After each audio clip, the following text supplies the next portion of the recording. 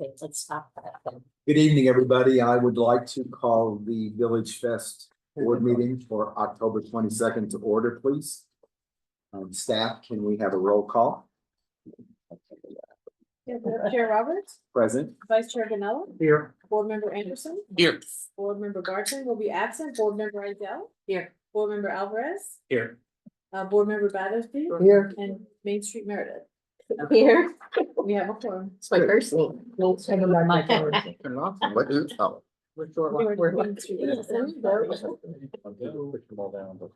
Are there any public comments this evening? Seeing none, we'll move on to board comments. Are there any board comments this evening? David? I'd like to officially be recognized as the timekeeper slash chair, whatever, what's it called? The Sergeant at Arms. Sergeant at Arms. You are absolutely. I've already redone my resume, so I think You it's are important. absolutely recognized for that. Thank you. Thank you. I'm not bored though. Go. What, how does that work? Yeah.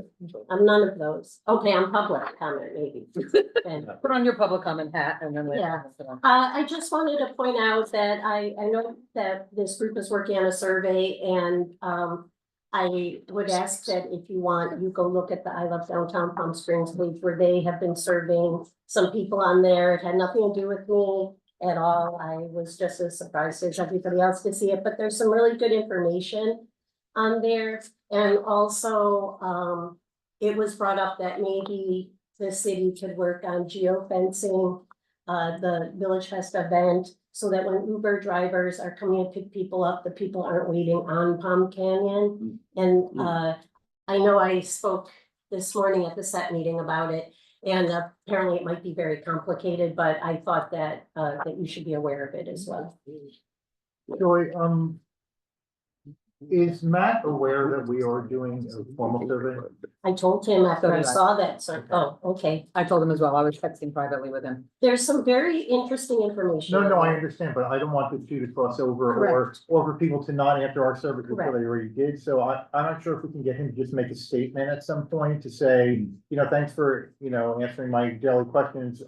There's a formal survey coming from Villagefest. I would prefer he doesn't. Yeah, No, I mean, maybe we want to talk about some of this Okay, later, okay, yeah, we but I don't- prefer he doesn't go without that yet. Yeah. But I can't, I do think he should make it clear that it is not Village Fest that's doing it yes, either is the other thing. Because even my husband said, oh, I see your Village Fest survey's up.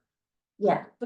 And I only told him about our survey after I saw his survey, so I want to make sure that he was aware that there is one being done through here. Yeah, well, we'll Yeah. talk about it some more. Mhm. At Okay, the end. Thank I withdraw my. On formal- behalf of the entire board, I would like to welcome all of you here this evening and thank you for being here.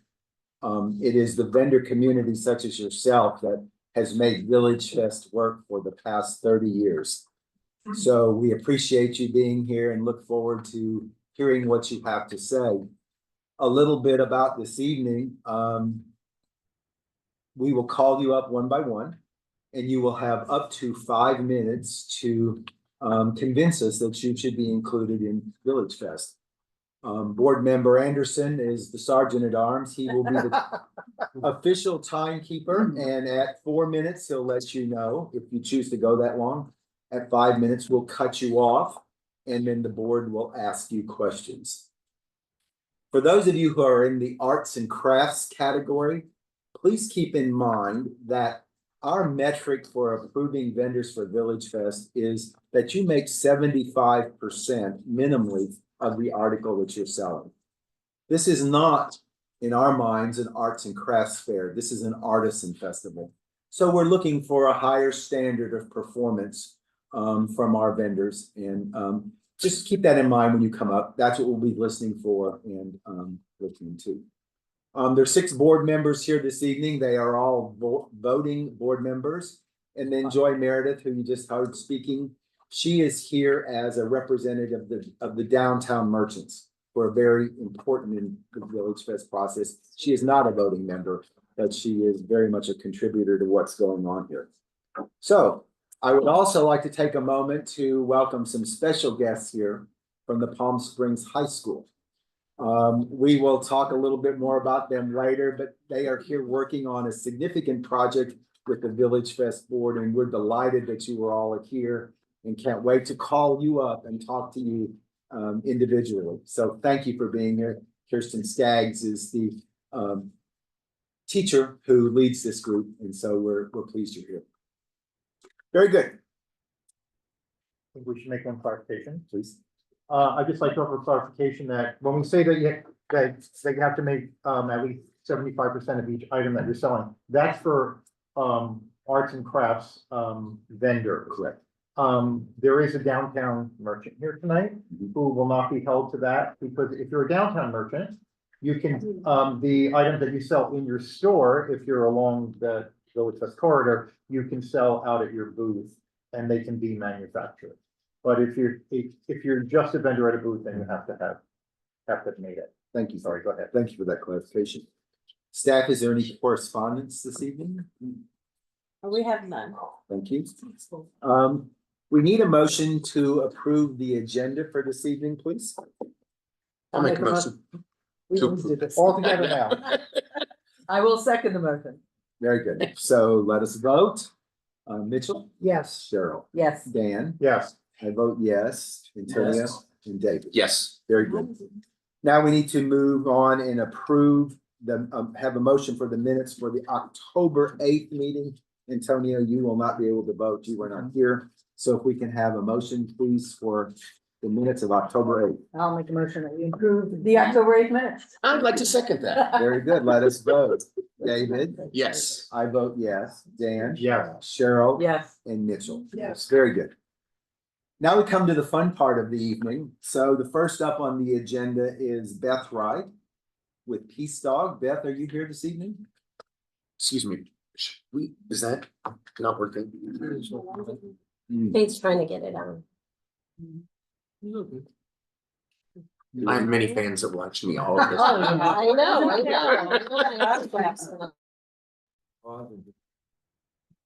Not transmitting. It's not transmitting here, but it is on her On my laptop, so laptop. it might be. How do I look? Going I actually out. changed it. Is Jasmine there? Can she hear us? Jasmine, can you hear us?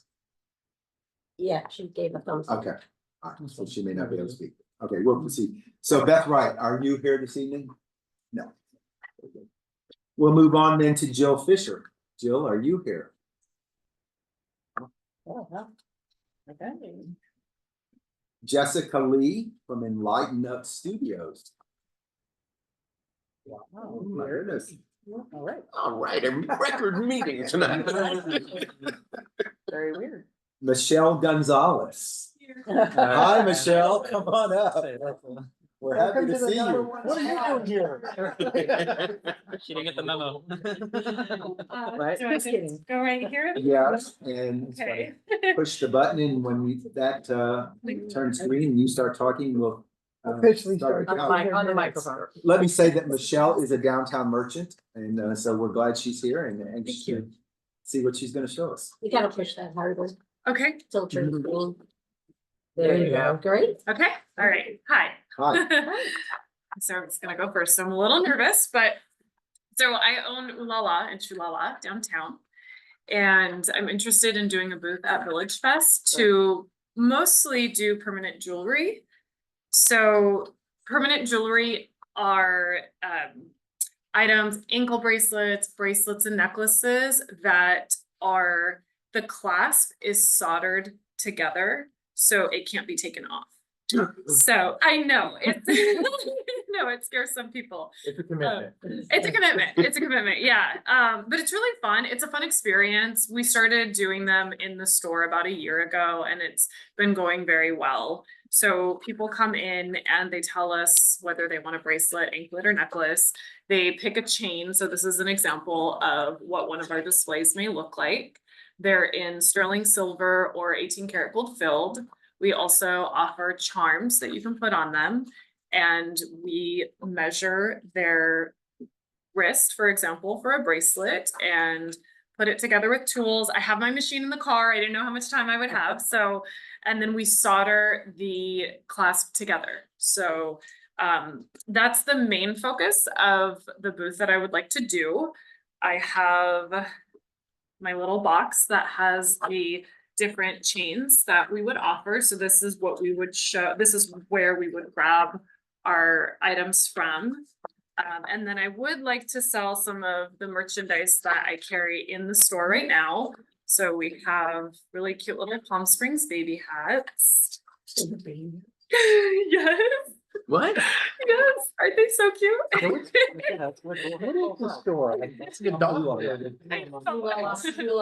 Yeah. Oh, Baby yeah. Lala. Yeah. Yeah, la la.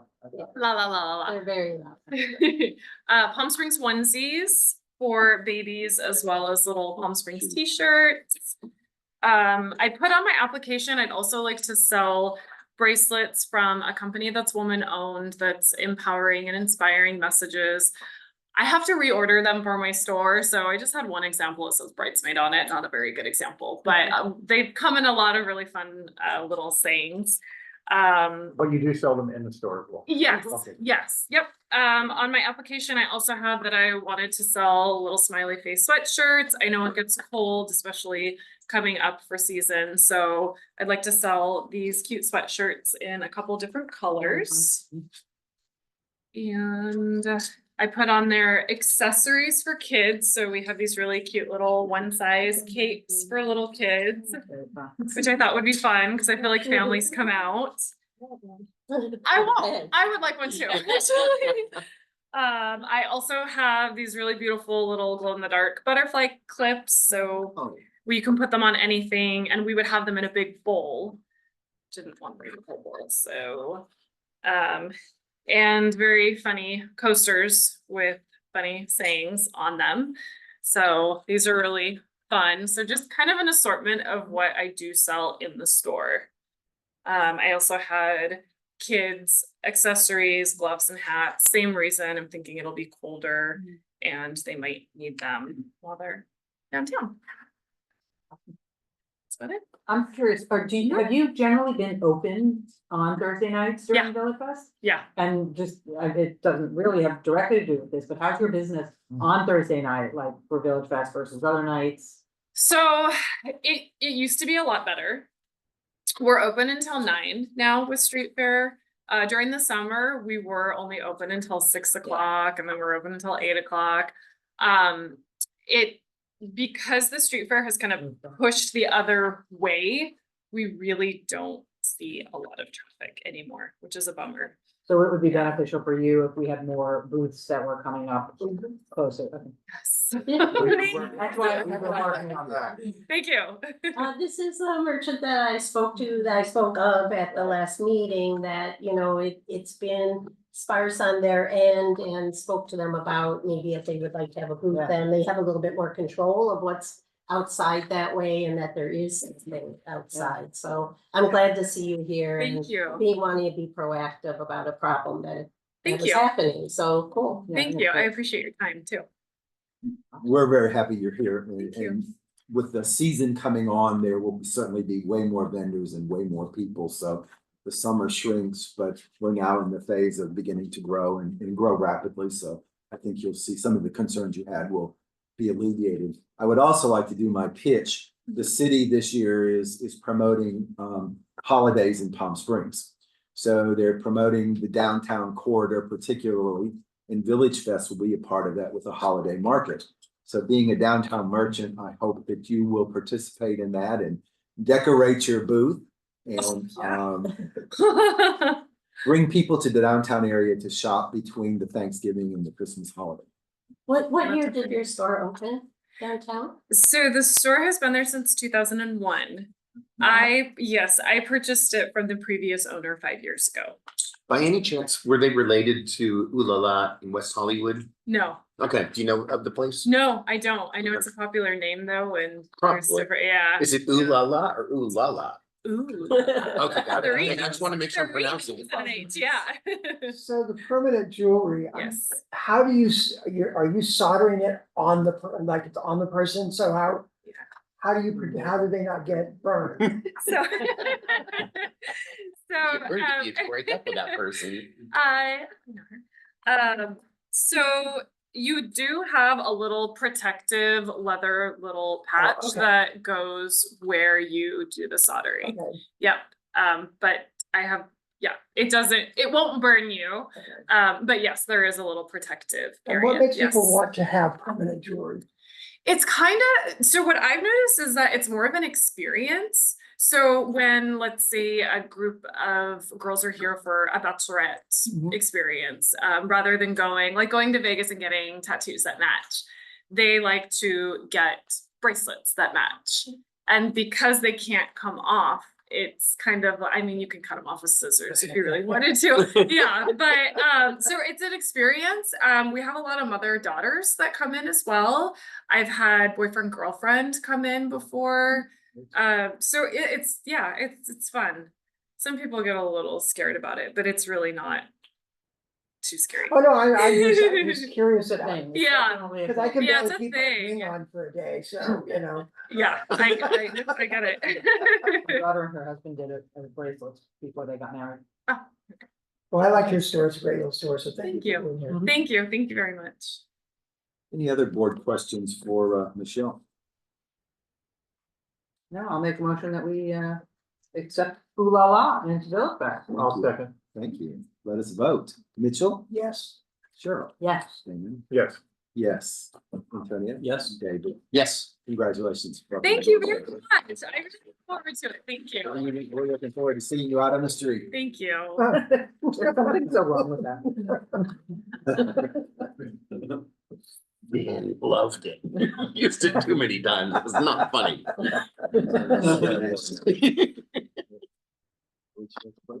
Yeah, maybe we That's a great idea. For the board. Yeah, Michelle, we're thinking about getting Village Fest bracelets. Oh, let's do What that. happens in June? We get a discount? Group discount. Next up is Gavin Escobar. Gavin, are you here this evening? Hi. Hello. Come on up. Hello. How are you guys? Good. Great. You guys get to eat. Eat. Oh. We had none last week. It was horrible. What can I say? So who wants caffeine and no caffeine? I have iced jasmine green tea and a chaga coffee alternative with monk fruit and oat milk. Is that the non-caffeine? Yes. That one, please. So how many do I want? The coffee alternative? 1, 2, 3, 4. We're all not coffee drinkers. 6. You guys should try this after. It's quite amazing. Is coffee or not? Or Not coffee. These are no. Not coffee, Yeah. but it tastes like coffee. It's with dandelion root extract, chicory, barley, and rye, with chaga, reishi, turkey tail, and lion's mane mushrooms, Wow. and oat milk and monk fruit. Oh, Wow. was that English? I don't know. So you guys are in for an experience. Hold on. Watching you pour it is an experience. Oh, well, I charge too by chance, you know. Okay, so who wants the coffee here? 1, 2. I think it's all of I'll take us. whatever you want. Oh, girl, you need to try both. You could double fist it, you know, here you go. Not like I've never. pass them down. Yes, please. And then we'll get you the iced jasmine green tea. Please try it. I don't know. Who knows what we're doing now? This is tea, right? That is coffee alternative. And then I have jasmine green tea here, that's iced, This is. with 4 different mushrooms on it. Yeah, Mushrooms.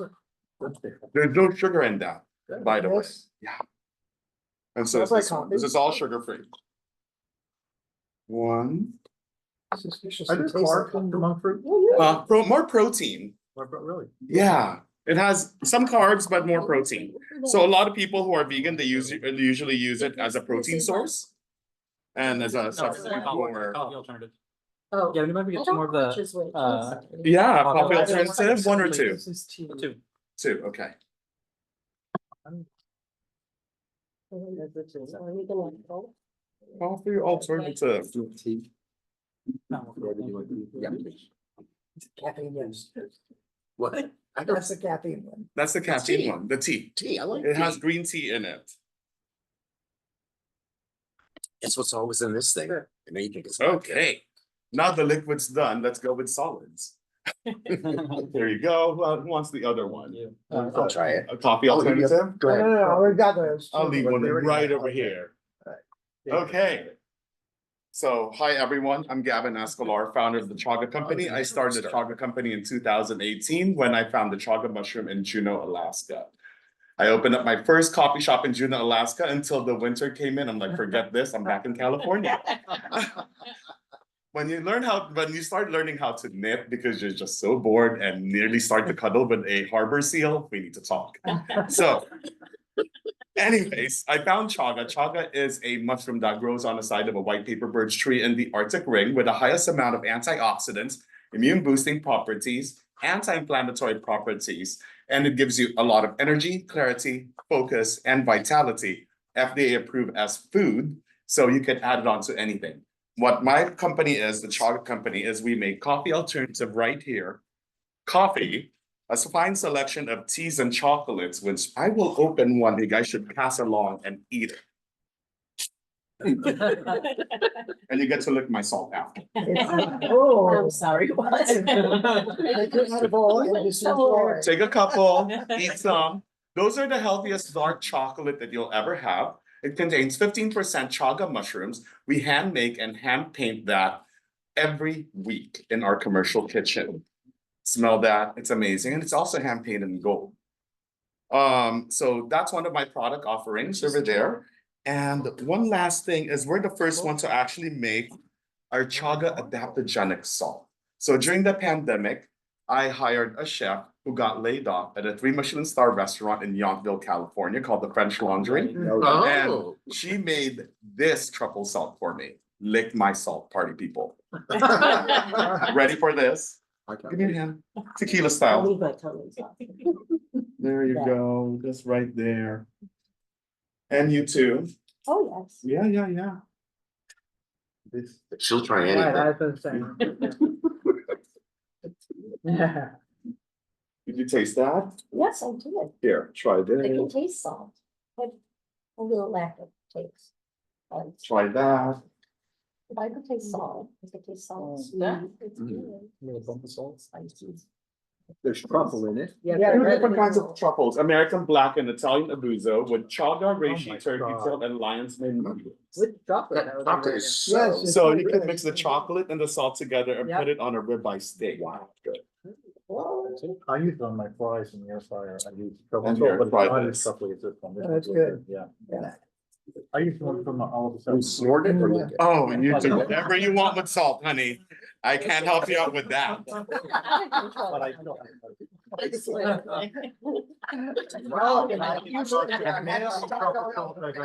Crumbs on my.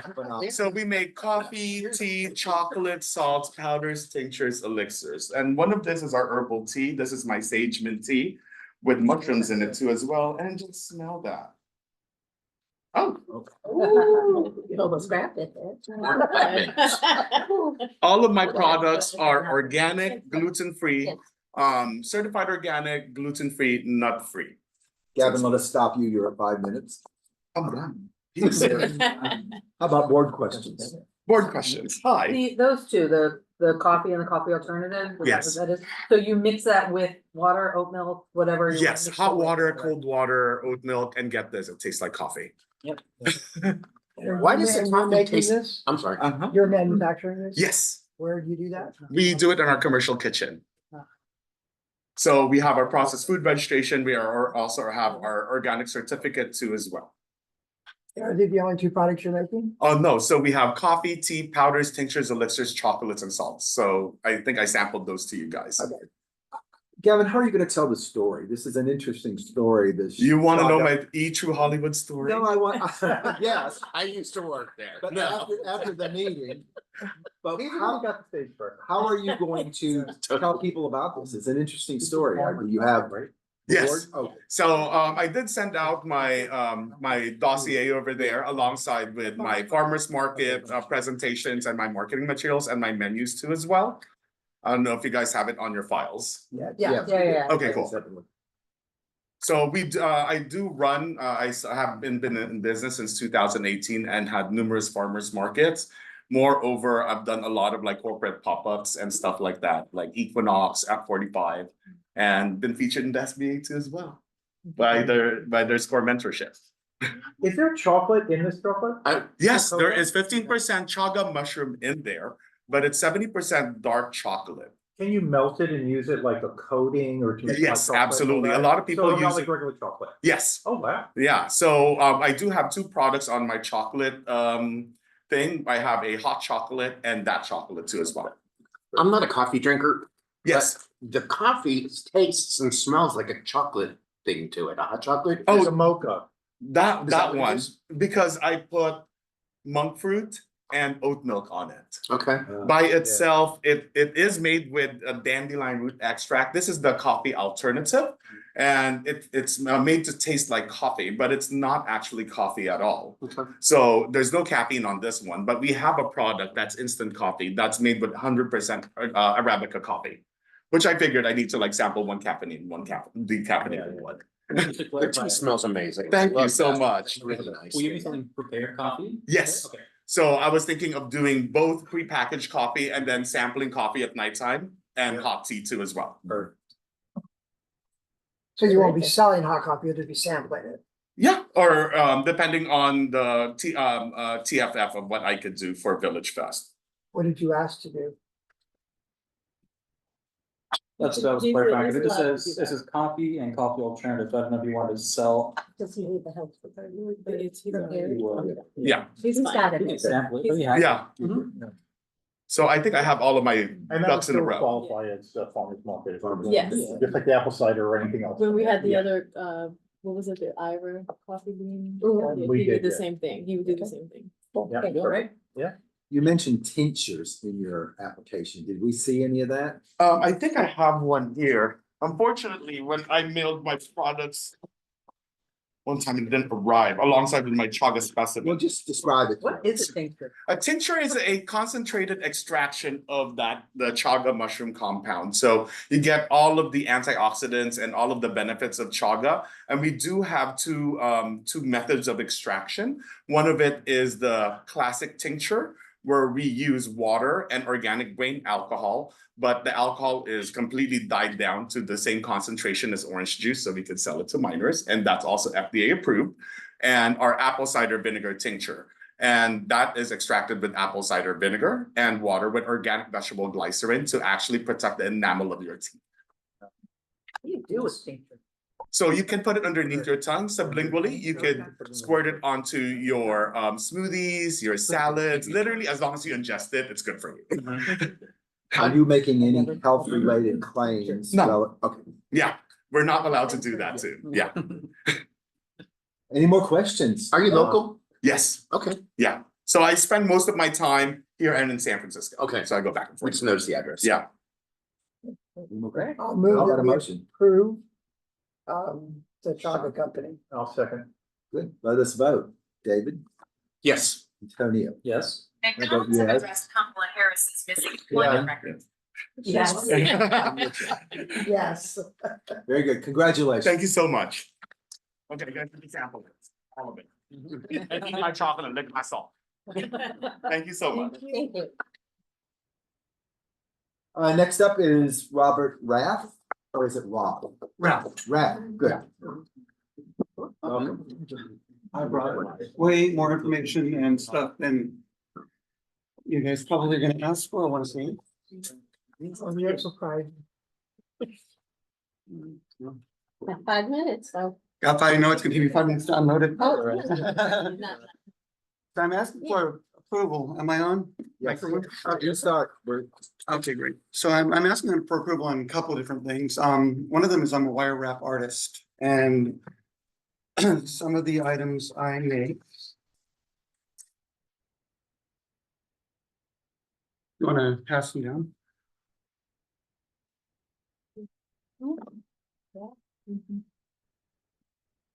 I also do my little bug in a box.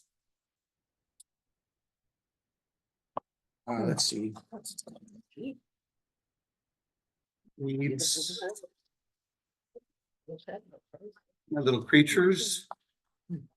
I call them mystical, magical, copper and crystal creatures. Let's see. And what's inside of them? Are those crystals or natural stones? These are crystals, yeah, and wrapped in copper. And I do all the wire wrap and all the work on them myself. No, I'm just mesmerized. So let's see.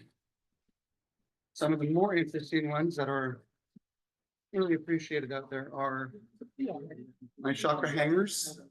What is that called? It's a chakra hanger. Each crystal is representative of a different chakra. And these all happen to be from North Carolina.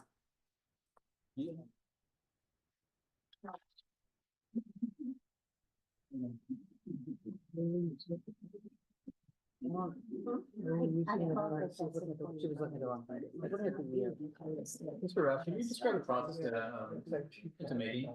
With the which items? Just making the items? Yeah, I actually put in some pictures in the application of me making them. I use basic tools and wire. Whoops. And let's see.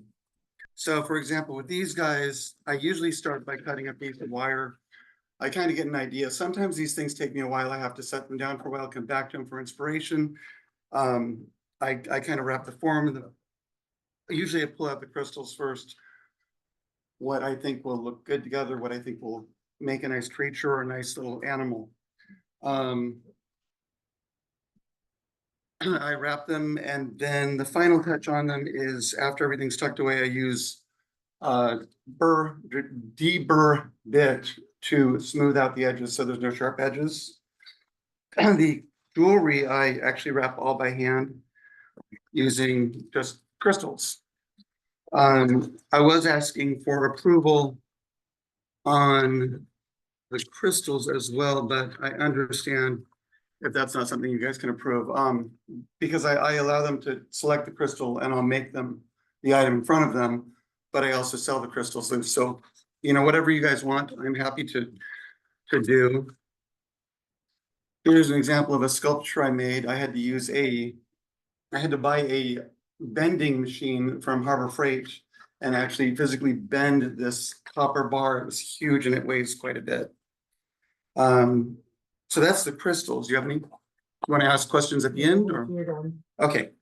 The second thing I want to ask for approval is the Gay Pride merchandise.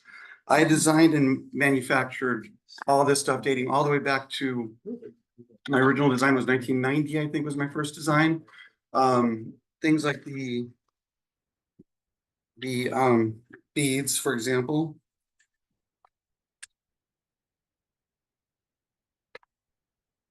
I have each individual, I had the beads cut, I had the tubing made, I had the beads cut, I had them polished, I had them anodized, and then I make the necklaces. So you had them done by somebody and you're stringing them like that? I had the tubing made, I had the wire made, I had it to another company. They formed like the rainbow triangles or the other items. They formed the parts. Then I had it taken over to another company to tumble them and then another company to anodize them all to my exact specifications. I ordered the wire to specifications. This was the main concern I think you had was this stuff. So Right. Those are strung, so basically, I don't want to take up any of your 5 minutes, but just in short, if you just string beads to make like a bracelet, yeah, we don't allow that for the arts and crafts. If you were a downtown merchant and had a store and we're selling them, of course, you can bring them up to the table. yeah, But that's not 75% handmade by you, and those are not. That would only be strung. Where you're actually wrapping is a whole different thing. That's your art. That's Okay. your art. Yeah. the other items are the printing of the Gay Pride merchandise. I print these at home. Purchase that. I use process called dye sublimation. We take it from blanks to finished product. There's actually someone there who's printing right now. He uses a heat press on site, which is something I don't want to do. It's a lot. The Designs that you're putting on those, so Susan, on the keypads, are those your original designs? Yes, the only proof I have of that is my catalog, my 15-year catalog from 2005. Yeah, So this has but you're not doing anything that's copyrighted from anyone else, right? from any, no, nothing else from it. I mean, there's a rainbow flag, but Nobody owns it. Right, exactly. It's public domain. yeah, so And actually, even Mickey Mouse here, you can print now, but Mickey Mouse itself is copyrighted. That meant. okay, yeah, Superman is copyrighted. Show us the mug, please. yeah, absolutely. And these are, How you make that, please. yeah. The process for making the mugs is actually fairly simple. After I do design, I print out an image. It looks like that, only cut for mug. I have to wrap it around, tape it in place, and use a mug press. Uses heat and pressure to, it's a polyester coating, a polyester dye that dyes the coating of the mug. So these mugs last quite a while. My mom actually has some mugs that I made 25 years ago. So, and they still look good. Are they dishwasher safe? Yes, Really? Because a lot of sublimation is not, that's why I asked, but yeah. yeah, yeah. I like the mugs. I think Yeah, they're great. Yeah. Thank you. Thank you. I'm hoping you guys will give me approval on the necklaces too, the aluminum beads, because although I couldn't actually make those beads myself, I did make the prototype, and then I had to job out production of each component. So I supervised each component production. Can we see it? Can you see an That's what example? We're Yeah. at 7.5 minutes. Yeah. Okay. We're gonna. No, I mean, I took up some of it. Yeah.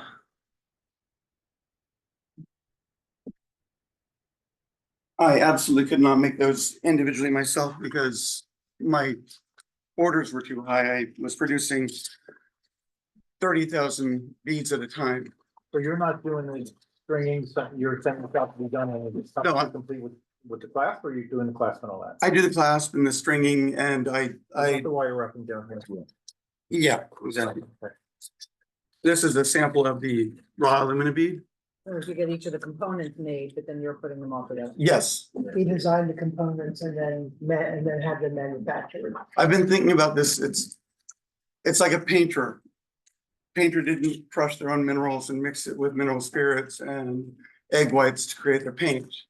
They had to purchase the paint and purchase the canvas for the most part.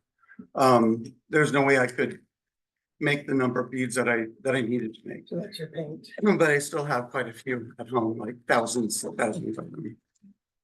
So. Any questions or? So there was the one question about, so how long do one of these larger creatures take you to make? Like if I come to your booth, because you said something about, I'll have my crystals there and people can customize while they're there. How does that happen? Actually, I'll bring some crystals and some wire with me to the booth. This little guy here, Well, I mean, but do the people tell you their concept or they just come to you and say like So it's this like and a dog this? or a cat And or you a make frog or something something. for me. I just make it. It's difficult for me to create what someone asks for, but I do have a lot of requests for cats, so I'm gonna have to start making some cats. The creatures themselves are just kind of an inspiration. It just kind of came to me one day. See, I think the crystals are fine if you're making the art there on the spot, but I don't think you can sell the crystal separately. Yeah, just the No. raw crystals, I would No. say you can't, because you're just reselling an item. Yeah, So I would encourage you to utilize those to make more beautiful items to sell. yeah, yeah. You can, yeah. And I've got a lot of other events I do, so. Yeah. I can do the crystals at other events and I don't need to do them at the street fair. Can we talk about this, about the necklace a little bit though? So this one, you did wire wrap the crystal, you wire wrapped at the edge of the beads, and you wire wrapped to put the clasp on. So that's, Yeah. you know, that I would say is talent and it's effort. However, do you have other ones? I thought I saw something with just like triangles hanging on a. Yeah, these were actually my original designs as well back in the day. So you're having them manufactured, right? Yeah, so I understand completely if you guys can't approve that as, It's very common. Can you I've seen step those that before. around? yeah, absolutely. How big is your inventory of the necklaces that you're wire wrapping of those? I probably have 100 assorted aluminum beads at home. I produced over the last few years for Pride. I'm not having a booth at this Pride. They don't have the Art of Pride special rate. But I will be at a gallery that weekend. We're all looking at you. This is the guy running the Pride. Oh, are you doing? No, no, we actually are having an opportunity for artists to put their art at the galleries down. So Chad's saying. Backstreet? Yeah, Gallery? Backstreet, yeah. Yeah, I'm there. So I'll be there.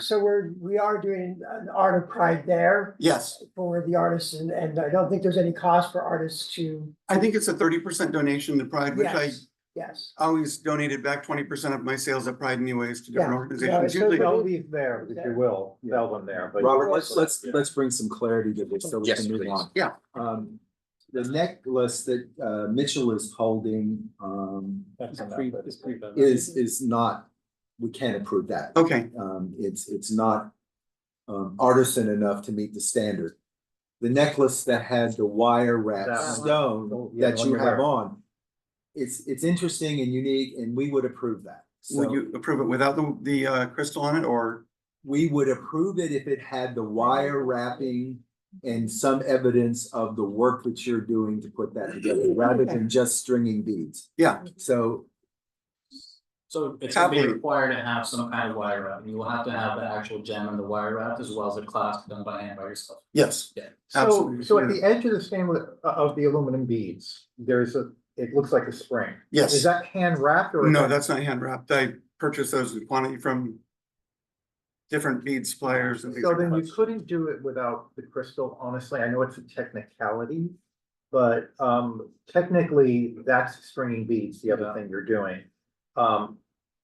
Plus you're having them manufactured, but if you do it with the crystal that you're hand wire wrapping, then that is your ore.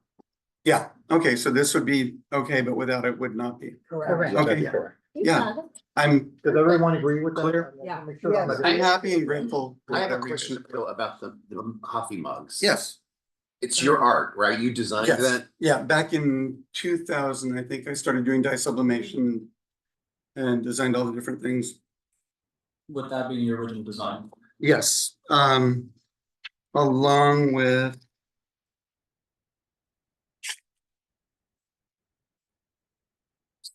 Let's see. I'm also concerned about the pot holders or whatever those things are called.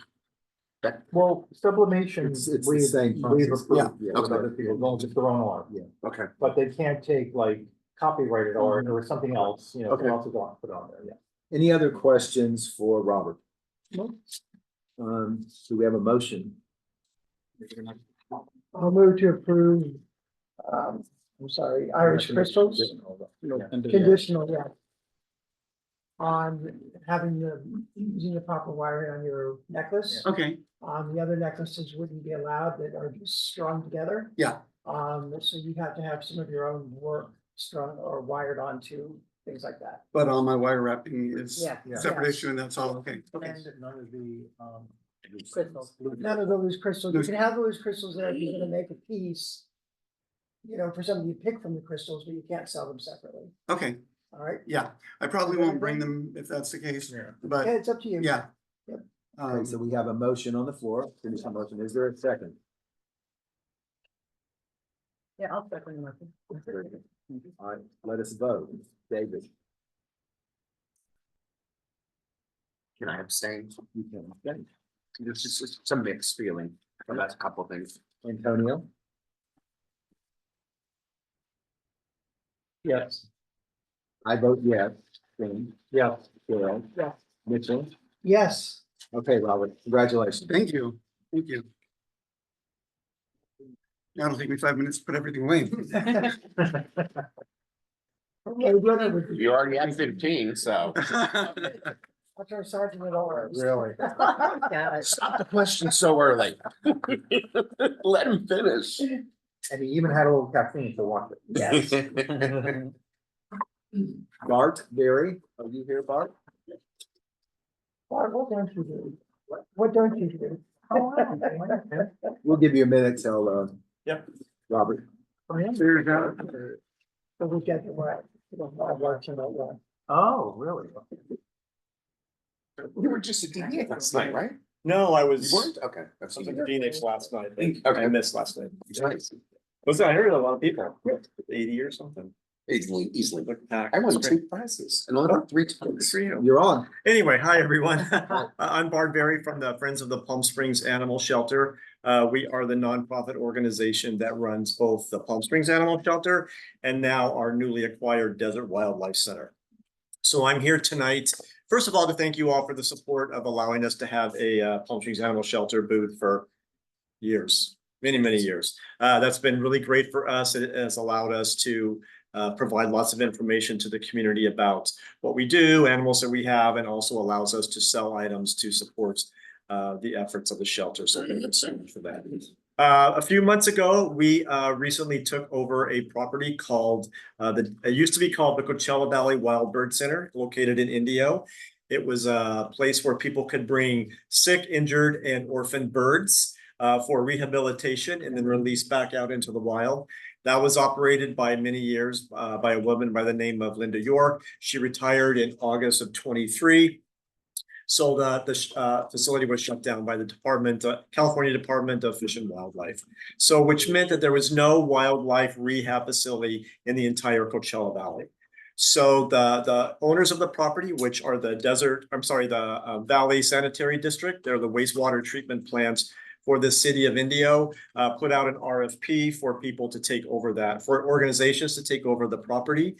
We applied and were ultimately awarded the contract to run that facility for 10 years. So our plan is to open that facility as a place for birds initially. It's going to be called the Desert Wildlife Center. It will be very similar service provided that was provided before, where birds can come in, they're rehabbed, and then released back out into the wild.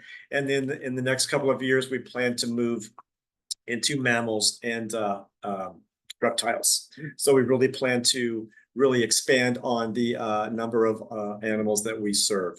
So what we would like to do is that since the Palm Springs Animal Shelter booth at Villagefest has been so successful for us, we would like to have a second booth for the Desert Wildlife Center.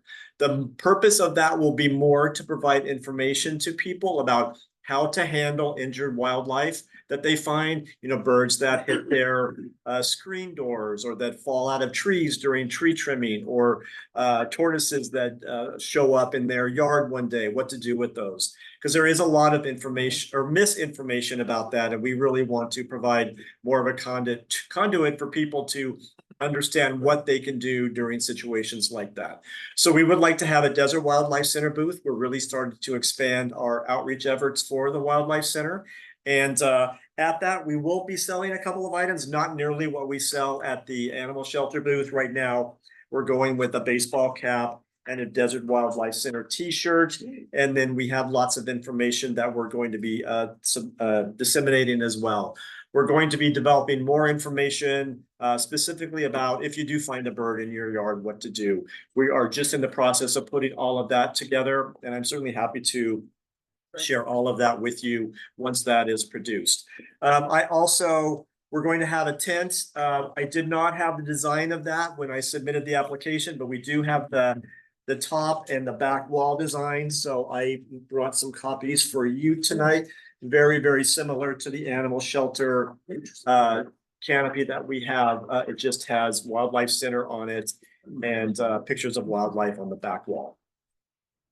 We have just submitted our permit to the Department of Fish and Wildlife for our license to operate the facility, and we'll probably hear in about 3 or 4 weeks, and all indications are that we will be awarded that, and we hope to have that open by the end of November, early December. For 4 minutes. Okay, that's it. What's the category for them? Nonprofit. It's not profit. And is the intention to put both your booths together? That would be ideal. That's a staff decision. Yeah. So that we don't. We don't move vendors Yeah. to accommodate if someone else. Is it your To intention? make someone else quit. Yeah. Yes. Hey, is it your intention to put them together? Requested but not a priority. It's It's not. completely full there, so Okay. no, that is not the. All right, so there'll be. So There you Bart, you go. understand that? Yes, No, it was in your absolutely. requested in your. Yeah, we've got a application. complete separate group of volunteers that are going to work on the wildlife. Still, the work you're doing is admirable. Yeah, great. Will the facility be open to the public? Yes, Like a, well, it'll be open to the public in terms of people dropping off animals. It's not a shelter. It's not a sanctuary. It's strictly a rehab clinic. So animals are dropped off, they're cared for in whatever way they need to be cared for, and then they're released back out into the wild. But it's not recreational it's- viewing. no, right? like, Okay, It's yeah. not, it's not a zoo, center. nothing like You that. have correct. vets on staff, is We that will, right? And do yes. they rotate through Yes. or, you? Do you have volunteers or vets who will go to somebody's property if they're, or they have to bring? We're still figuring that part of it out. Right now with staffing, it's probably we expect to be inundated once we're open, Yes. especially come next spring I'll be when the first call. birds start falling out of the sky. But then we may get into that in down the road. Yes. Mountain Creek. So just I think it's good to know. anything but I've had cats and birds dogs. several Anything times. but domestic Oh, that's animals. This is okay. purely wildlife. Good. Correct. We Good. get birds in our house a lot. Wow, Any other it's a questions? beautiful thing. No, Can we have a motion, please? I make a motion that we. I'd like to second it. All right, let us vote. Mitchell, yes, Cheryl, Absolutely. Dan, Definitely. I say yes. Antonio? yes? David, Yes. congratulations. Awesome. Glad- Thank you. Thank you for the good. Cody Canfield. Cody, are you here? Hi. Hey guys, how you doing? Good. Well, Thank you for holding this Cody's board been the for me. smile in the room. the Yeah. entire evening. Ah, thank you, yeah. I'm usually a pretty positive guy. It takes a lot to get me down. I'm a silversmith, goldsmith, jeweler, lapidarius. I was undiagnosed ADHD, bouncing off the wall crazy kid. And I was just raised by my dad. He found that if I was able to get hyper focus on something, I wasn't that big of a problem. And I really loved jewelry, especially like skull jewelry and stuff, the 80s, heavy metal. So I had a neighbor who was actually an Indigenous American silversmith. And so I was 5 and my dad would just send me over there to start helping him and learn. I got to play with fire and got to melt stuff. And then at 14, I started an adult education class. And then when I was 17, I was running the class. And then I worked from 17 to about 22 in the field.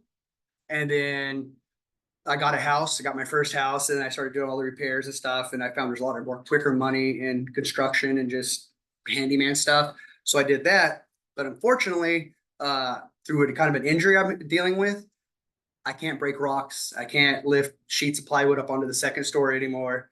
So my someday dream of being a silversmith as my job is today. So this is forgive me if I'm very new. Like I said, I just got my website this year, got my business license a couple months ago. But I've been making jewelry for like 40 years and I'm 46. So I've been doing it my entire life. And I spent a year learning how to make like Makumi gain at a 0 gain just because I wanted to learn. And that's where you stack semi-precious metals and metals like silver, copper, brass, heat it to critical, strike it, forming it as a solid unit. Then you can carve shapes into it, roll it through your mill, and you can get like raindrops, hearts. I have like a heart for my sister one. And then so this was, and then I was so everything I make, and when you said artisans, I am, like I said, a silversmith. So all the silver you see here came from pre-64 coins or from silver grain or from vintage silver jewelry that I acid test make. It's just silver. If it's fine silver, I do all my oh my God, I dilute it down from fine to pure silver to like sterling silver. And then I do all my own lapidary work. And then I got to work at, excuse me? What is that? Stonework. Okay. Stonework. So actually, if you see the turquoise in there, actually the turquoise in my 20s, I went to Kingman, Arizona for about 2 months, and then Rockhound, came back with about 6 pounds of turquoise. And then I treated it with turquoise is like a soft material. So you put it under a vacuum for like 24 hours with a hardening resin. So it soaks up all that porous stuff. You take it out and then I'll slice it on my lapidary saw. It's a saw that cuts stones, and I take it over my grinders and I shape it. So all those stones there were a rock or boulder I sliced them, shaped them, and then I did, then I got, and one of the things I kind of excelled at was inlay. And I only had 2 on me things of inlay, but inlays where you actually will take the stonework and you cut them so fine that they sit next to each other. And that one right there, actually, I just created the class for that. It's a. I actually have a couple cool skull rings in my life. Yeah, so, yeah, I do, I live up in Anza up by Idlewild, down along Country Dirt Road, where it's one of those, if you hear another car, you're like, who's that? Like, there's no, because I had, and in there, I have a video of my shop. I kind of run you through all my shop, but I have, in my shop, I have a leather section, leather and tooling section. I have my furniture refinishing section. Then I have my whole wax carving, because like the skulls and stuff in there, they're made with a technique called lost wax, where you take a piece of wax, you carve the wax for what you want, you put it into a heat-proof investment. It's like a cement. Put it into your kiln, you bring it up, you burn out the wax, vaporize into the smoke. So now you have a negative of your wax. And then I have a video of me casting something centrifugal too. I'll put it in my centrifugal caster. You spin it up, you get your silver, gold, whatever to molten, release it, it injects it into the void. And then now you have a silver, what was wax. So I also do all. 4 minutes. Okay. So yeah, yeah. So like when you said artisans, I was thinking after you said it, the only thing I ever purchase is I do make my own chains, but they're kind of expensive and time consuming. So for some of those pendants, I usually will purchase a roll of sterling silver, like 25, 30 feet of it. Then I'll cut off like 2 foot, 16-inch sections, solder on a clasp, solder on my little maker's mark with like the sterling silver mark on it, and then just put it on a pendant. Mainly just so somebody wants a pendant, they can wear it. So that's literally the only thing that I purchase would be rolls of silver, the fine chain. Yeah. Your work is beautiful. Thank you so much. Thank you. Yeah, no, it's This beautiful. skull bracelet is Incredible. amazing. That It's the most expensive too. well, actually, do you see the skull ring in there? 100. I carved. No, it's, There's a bigger skull ring in there, and then that bracelet actually in 1998 I carved for Nikki Sixx from Motley Crue. Ah, They commissioned all of our jewelers to do it, and I carved. He picked my skull ring, but he didn't pick my bracelet ring. So yeah, so he had the actual original skull. I had to take that one and then reform it so it wouldn't be like his. He wanted to make just to have a custom one. So yeah. how will you display this? I have a picture of my booth. Like I said, I'm super kind of new, but it's just basically like an easy up folding table. And then I made a display where I got a piece of mesquite wood branch that kind of comes up and over and has the hooks. And I'm able to like hang my necklaces that's off of there, then a place for bracelets. And like I said, I'm super new. I've done one other show. So I know it's going to be a learning process for sure. You know what I mean? I would say, please make sure you explain your story. Yeah. It just isn't. your stuff is Jewelry. This is- amazing. Thank you so much. Thank you. I do have like my artist bio. And I was gonna like kind of print it up on something pretty or yeah. Oh, well, then I wanted to, I know you said like your merchandising and stuff. I do like, I carve my own like rubber stamps. So I'm coming up with one now, like a thank you card or like a bill of sale card, a certificate of authenticity, but they're all gonna be hand stamped. And those are my bags. They're all hand stamped, so they're all a little different. I think it's all beautiful. Thank you so much. Very talented. Thank you. And I love your guys' fair. I come like probably 2 or 3 times a month. That is one of my favorites. So. Are there any more questions for Cody? I don't know. This is an easy one. I think this one's easy. Is there a motion? I'll make a motion that we accept Casey Silversmith into Villagefest. I'll second. All right, let us vote. David? Yes. Antonio? Yes. Yes. Thank you. Dan? Yes. Thank you. Cheryl? Yes. And Mitchell? Yes. Thank you. Congratulations. Thank you. I had the videos. I don't know if you want to see the videos of my shop or not. Okay. So yeah. Okay. Thank you guys. Thank you for your time. We make some of the Yeah. other people have arrived. Oh, thank you. Is Beth right here? Hi, Beth. Come on up. I went to the other. Oh, Not everybody there. I feel like I'm in a repeat performance since I've been to Villagefest before COVID. But then we all know what happened. yeah. But I'm right in the process of moving here. So Great. I found clean clothes during the move. Yeah. But Oh, you're literally moving right now. I'm literally moving. It's fun. So they probably look familiar, although these are brand new collars, but I make collars, leashes, bandanas, accessories, and plenty of pride collars. I was like, oh, I should be in the exhibit. So, bandanas, belts. This is what I do. I'm bringing sexy back to sewing. Just kidding. So you able to pass these around? Or- And then a couple of I just brought a couple of bandanas that I use a serger machine for that. I own 11 sewing machines. It's way too many for one person. And then I brought the pumpkin ones that were on my video just so that you can see the finished product. And speaking of the mouses that are no longer copyrighted, they do little mouse ears too. Are you doing harnesses also for small dogs? Can't compete with China. Leather weekends this weekend. We're not the hardest, not the hardest. I wanted to mention this. I sell a lot of help solutions to people, and I'm not exactly sure that, yeah, I'm not sure, but you know, maybe it just makes it a little more playful. I don't know, without the leather and the spikes. I don't know. But I owned a retail store in Denver for a long time and then started manufacturing in the retail store. And I mostly did custom collars for other retail stores prior to COVID shutting down all of their retail stores. So we're just now getting new, including the custom ribbon company that I had out in California. They also had to close.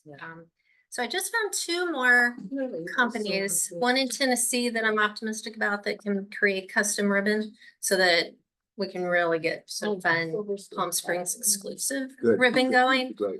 That's been my big problem since I kind of restarted this at the beginning of this year. I love all the different holiday themes. Yeah, so you're making all of these? Yeah. I I make, watched the video, yes. Wow. Yeah, I saw the video. And we got the video. Yeah, I saw the video, I'm just. which is not easy to take a video when you're sewing. No, No, it's not. they're unique and we have a lot of pets at Village Fest. Yeah. so- Yeah, you know, it's really one of the most fun events I've done in the 10 years. It's has so many fun people visiting, and even on the cold days, people show up, and it's just a really fun event. I like the way your labels are sewn in. Yeah. Because it just really shows the integrity of the work and that this is your work. Yeah, And you I know, appreciate that. I take big pride. I use the strongest lock on the market. It's actually called the Wiener lock. It's made here in the US, not in China. I've never had one break in over 20 years of doing this. So yeah, I kind of make sure that my name's in there. And then I use ribbon from all over the world. Like this is imported from France. This, you can see ribbon here. This one is a little bit stronger, and what's hilarious about this is I actually ordered this from Germany. Oh, Let's go USA. It's American. I know, I'm like, So you're like silk screen. Is this a silk screen or how are you getting? no, I purchased You purchased the the fabric print and and then then you I make it. cut them and I sew them with This is this. doing the sewing edges. Yeah, that's just to kind of these are see, great. so it doesn't Durable. ravel around, and you can roll ice in these, which is why I make bandanas just regular. Also, people can wear them, so you can have a mommy and me or daddy and me set. Yeah. Which is Oh, so kind of, larger sizes? Is that? yeah, I did not just feel silly. For the Like a bouquet. full size. So you can Not the roll ice collar. in them. I wear them. I live in Tucson right now and moving here, and so I wear them around my neck a lot. And I actually take a lot of ice with me to shows so that we can wrap the ice around and put it around the dog's neck or the people's neck. You can also That's wear it as cool. a do rag. Mhm. Older people like me that want to hide their wrinkles, I will wear a scarf around my neck sometimes too. Someone at Village Fest a while ago, this was pre-COVID, had something you put around your neck that had. Gel in it. Yeah, Yeah, yeah, it's like like a cooling gel. cooling, and yeah. refrigerated. Yeah. You could get too much of- Toxic to dogs. Oh, is it really? Yeah, So we don't Then recommend are the gel. the gel, the Oh. silica gel. Yeah, Yeah. that's the only reason I I think don't you'll be do popular. that. I Yeah. think Oh you'll my be- God. Yeah, Yeah. you know, it was super fun when I only wintered here one winter, which was that winter. And so I'm really looking forward to doing it again. I was hanging out in front of Tommy Bahama, and everybody there was so nice too. It was just really, it's just a fun I event. just recommend you have a lot of inventory though. Yeah. I do, and I also, in fact, I have so many people that are just like, you have too many options to choose from, but I don't really want to Buy more. back down on that. Yeah, and I actually sew on site during all of the events, so I can make custom We love that. That's sizes fun. of leashes. I can make custom colors. So especially like the big guys that, like an English Mastiff, I don't have a lot of double X's just hanging up to get dirty. Yeah. So I'll just whip those up right on the spot. A lot of people will want different, especially like this is for a special order that I'm shipping We're out at 5 tomorrow. minutes. So these were special sizes. You mentioned it earlier, but something Palm Springs centric Yeah. Yeah. would be very popular. And I got asked when I did it before for some mid-mod fun Yeah. stuff. Yeah, So exactly. I have actually created some designs. I just need to find that company Yeah. in America Mhm. that will make a quality ribbon for me. I really don't want to source that to China. That, palm trees, things like that. Yeah. Yeah. But I bandanas will be have- easy. The bandanas will be easy for that, because you can get that fabric here. I can get There's a lot of mid-mod that. fabric. And then I have 4 different palm tree and sunset ribbons. Mhm. In fact, I just purchased one specifically for Palm Springs because it's kind of it's a little bit darker Mhm. for a sunset here. Nice. He has a brand you could partner with. What was his name? Bart? No. This gentleman here. Yeah. Robert. Robert, that's right. We're Well, talking about- Dye sublimation is a little bit different too. Yeah, and it doesn't seem to hold up as well just for the dog collar. So Okay. I've looked into that myself, because adding a sublimation machine to all this. Yeah, the ribbon, You have to get rid of one of your sewing machines to do that. Yeah. Any other board questions for Beth? so many. Can we have a motion, please? I make the motion to accept that from the Peace Bill. I second. All right, David, Yes. Antonio, Yes. I say yes. Yes. Sam, Yeah. Cheryl and Mitchell. We're glad to have you part of the community. Welcome. Yeah, Yes, thank you for letting congratulations. me back in. I expect to see Stella wearing one of these, that big Dane that's always here. the guy that- Yeah. Thanks so much. Jill Fisher, Jill, did you, That's why I asked. Oh, no, you can just wear. I think she's the only one that came. how about Jessica Lee? Hi, Jessica, come on up. Don't be nervous. We don't bite hard. Okay. Well, I have a. Only if you're late. No. I went to the wrong door. I tried them all. Oh my God. That was really cool. And we're definitely gonna beat you up in the parking lot on the way out. Okay. Don't worry, we got All right, my business is Lighten Up Studios, and it's studios because it incorporates 4 different businesses of mine. I originally started making jewelry out of sea glass and vintage pottery in 1995. And have since grown into a couple of different things. I do a men's accessory line, mainly belt buckles. During COVID, I started making candles. And I also recently bought, a couple years ago, a Glowforge machine, which I am in love with. And I have been cutting out all kinds of fun things and making hair barrettes, jewelry, as well as home accessory art, such as something like this to hang on the wall. Thank you. It's cut out of acrylic mirror, and I spray paint it, and then I add all the beads. I have a couple of different designs in here.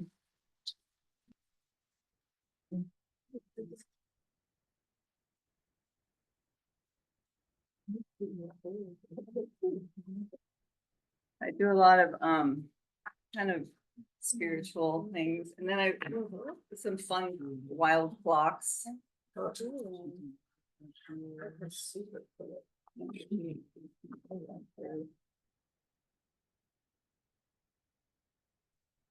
And then I sort of do, this is just the hair barrettes.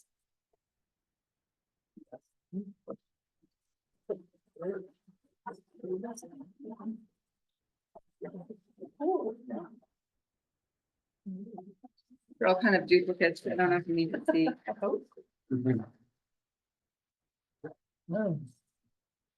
another version, more colorful. Great. And you can hang these outside as well, which is nice. And the paint will hold up to the sun? Yeah, it's incredible. I was worried, so I've had one out in I just live right around the corner. For the last year and nothing The has house is happened. great. Or front I door. know, Really shipping. Well, it's great Montana spray paint. I'm really sold on that brand. I mean, we can't even have a stop sign that stuff like that. I just don't understand. It's true, Okay. it's true. Well, we'll see what it looks like next year. Another thing I started cutting was wood and abalone. There's the wooden jewelry with the abalone and some of the acrylic and some of the prices on there. I like to keep my price points at a point where people don't worry about like breaking the bank. They can just go, oh, I love these, and just buy them and it won't be a problem. I don't know how to tell. The hairbrush store. So basically, Yeah. how does all this get on here? That is on my laser printer. So I print the design on and then I bend the actual acrylic with a heat gun so that it forms over the bread, and then I spray paint. Actually, I spray paint before I do So it. you cut them before you print them? They cut and, yeah, I cut them and then they're like embossed with the laser printer carved in. Is a laser printer doing the cutting of the actual thing? Yeah, a glow forge. Mhm. The most amazing thing ever. Oh, actually, I brought some samples of like some pieces I'm working on right now. So here's some butterflies that I'm working on, and this has been cut. I haven't painted it yet. It still has the film on for So good stuff. hold the paint.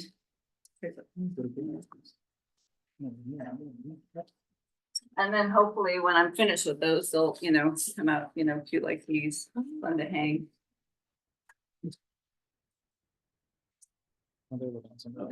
Are you selling to any stores here in Palm Springs? I'm not actually, I sell online mainly. You have an Etsy store? I do, I have 3. And then one of the other things that I love making are these air fresheners for cars. They're super fun. They're recyclable. You can keep adding the scent on. And this is a line I made called Songs That Make Sense. They're all based on songs. These are like Grateful Dead song Fire on the Mountain, if anybody knows it. So it smells like kind of hippie-ish. I didn't understand this item when I looked at it in the book. So what does one do with this? Do You can keep hang it in it your intact car. or do you open it and use It's it? like a car It's Oh, the air this smell. freshener, like the Christmas trees. Oh. I wanted something cooler for my car. So I made these. So you take the plastic off? Oh, yeah. Yeah, and And And you- this bottle is more of the scent to put on there. Exactly. So if it's, There we go. Bottle. if it starts, Dan has a different idea about the bottle. if it starts to fade, you can add some more scent. And then I just You add recently, 5 minutes, Yes. with 5 minutes. I'm sorry, I have so many things. You add scent to this? Yeah. Yeah, it's You not could the just- card. You can just drop the, Well, yeah, you meant the wood. okay, so the last thing I started was painting my wood as opposed to like, I do a lighter wash paint on that, but this is a little acrylic. And these are some newer air fresheners that I'm making, more Palm Springs centric, a little bit like colorful. I did the palm trees as well as the cactus. These aren't scented yet. I'm still trying to decide my scents. So does the Jessica Lee design still exist? Oh, yeah, and here's that, oh my God, the most important. That's my sea glass, vintage pottery, jewelry line. So my booth is a little bit of a hodgepodge of me. A little chaotic. It's a department store. We're at 6 Well, minutes. it's, Enlighten Up Studios. It's just, I want everybody to be inspired by what I'm doing. The candles, how are you making those? Oh, they're soy, so I pour them at So home. you're pouring them Yeah. at home? Yeah, And I the label also listing is the do- same as the air freshener. yeah. There was a lot of competition for the candle. I do a little votive set as well. The candles I like to have just because they're kitschy. If people like the songs, they'll be like, Yeah, you it's know, kind of cool, yeah. it's sold, Yeah. I'm sorry, yeah, I saw something here, but I haven't heard it yet. Perfume body oils. didn't bring those. Can you walk us through the process? How do I- you make it from? Yes, I do. I have a bunch of different essential oils and I blend them together to create a scent that I like. It's sort of similar to the candle scents that these are all blended by me as well, and I add them to the wax. So it's all just essential oils, Yeah, then you're purchasing individual different kind. and mixing them exactly. together. And I actually Like a use perfumery. this brand on my candles. It's a clean scent, so it's, not cancer causing. These are beautiful. Yeah. Thank you. Yeah, this stuff is really good. These are fun if somebody wants to bring a gift home, Now, this has a scene on it, it's almost It's like a cabinet. dish. So I love to scour the thrift stores and whatnot and find these random, and people send me dishes all the time. Oh, so you cut this out of a dish? Yeah, I use a glass grinder. Thank you. And I imagine with that the ring and all the, that. and the bracelet would be. Yeah, like out of a vase or something, yeah. Yeah, Nice. And you have belt buckles on. I there. do. I have. These I have cast for me, so I'm not sure if they'll work in the line, but I designed them. And I have my iPod pad to show you. If you want to see the process of drawing. So you design that and then send it to someone else. To cast, yeah. So like, for instance, this was a belt buckle that I've created, the back, just the artwork. So you create the art, you have it manufactured. Exactly. Well, I had it cast. Yeah, I can't do that. That's why it's different than the puzzle. Yeah. This is a question, yeah, well, the popular, they were, sublimation, yeah, submission themselves, but. She's designing and having it manufactured in this. I also do that with these catches as well. So I do all the drawing and the artwork for them and have it made. I don't know if that. Jessica, you can. We're over. We're way over. Sorry. No, that's okay. So it's like. I was like trying five to get it all out there. Are there any Have other, someone come in with a big box, bring more of her things. I feel like I could have brought more, but I just didn't. are there board questions for Jessica? I have a question for the board, which is everyone okay with the belt buckle? I actually see it as her art. Well, this also has her stamp on it, her just chest. Yeah, so I just wanna make sure that everyone else is okay with that. Right. And these are numbered also. they're limited. Yeah, limited as Wow. well, yeah. Of course. So I think that's actually, yeah. Thank you. Yeah, that price point too, Some. 108 to 178. Yeah, if they're I sterling. don't buy belts like that. That's a belt. Doesn't even include the whole. No, that one's not. Oh. It's just white and yellow bronze. I didn't bring this. Thank Yeah, you. it's very pretty. All right. Any other questions? Are we ready for a motion? I'll move to approve just Lighten up the video. Light Up Studios, sorry. Thank you. I'll second. Very good. Mitchell, you vote? Yes. Sure. Yes. Dan? Yes, beautiful stuff. Oh, you Say guys, yes. thank you so much. Yes. I'm obviously not the public Yes. speaker. Congratulations. Appreciate it. I think your talents are somewhere else. Thank you. Yeah, they're very, very. A lot of people in pictures. Is it a family run business? Well, yeah, actually, my mom is 86 and she's an artist. She paints and everybody paints the boards for me. And my Aunt Kathy as well. So yeah, we're all doing it. My father actually was a painter and this was one of his sketches that I recreated into this crazy clock. Did Jill Fisher come in? Did Jill? Have I missed anyone? Okay. Next up, I'd like to welcome Kirsten Skaggs and the students from the Palm Springs High School who are part of the business leadership and entrepreneurship curriculum. You're all welcome to come up if you'd like. Please come up.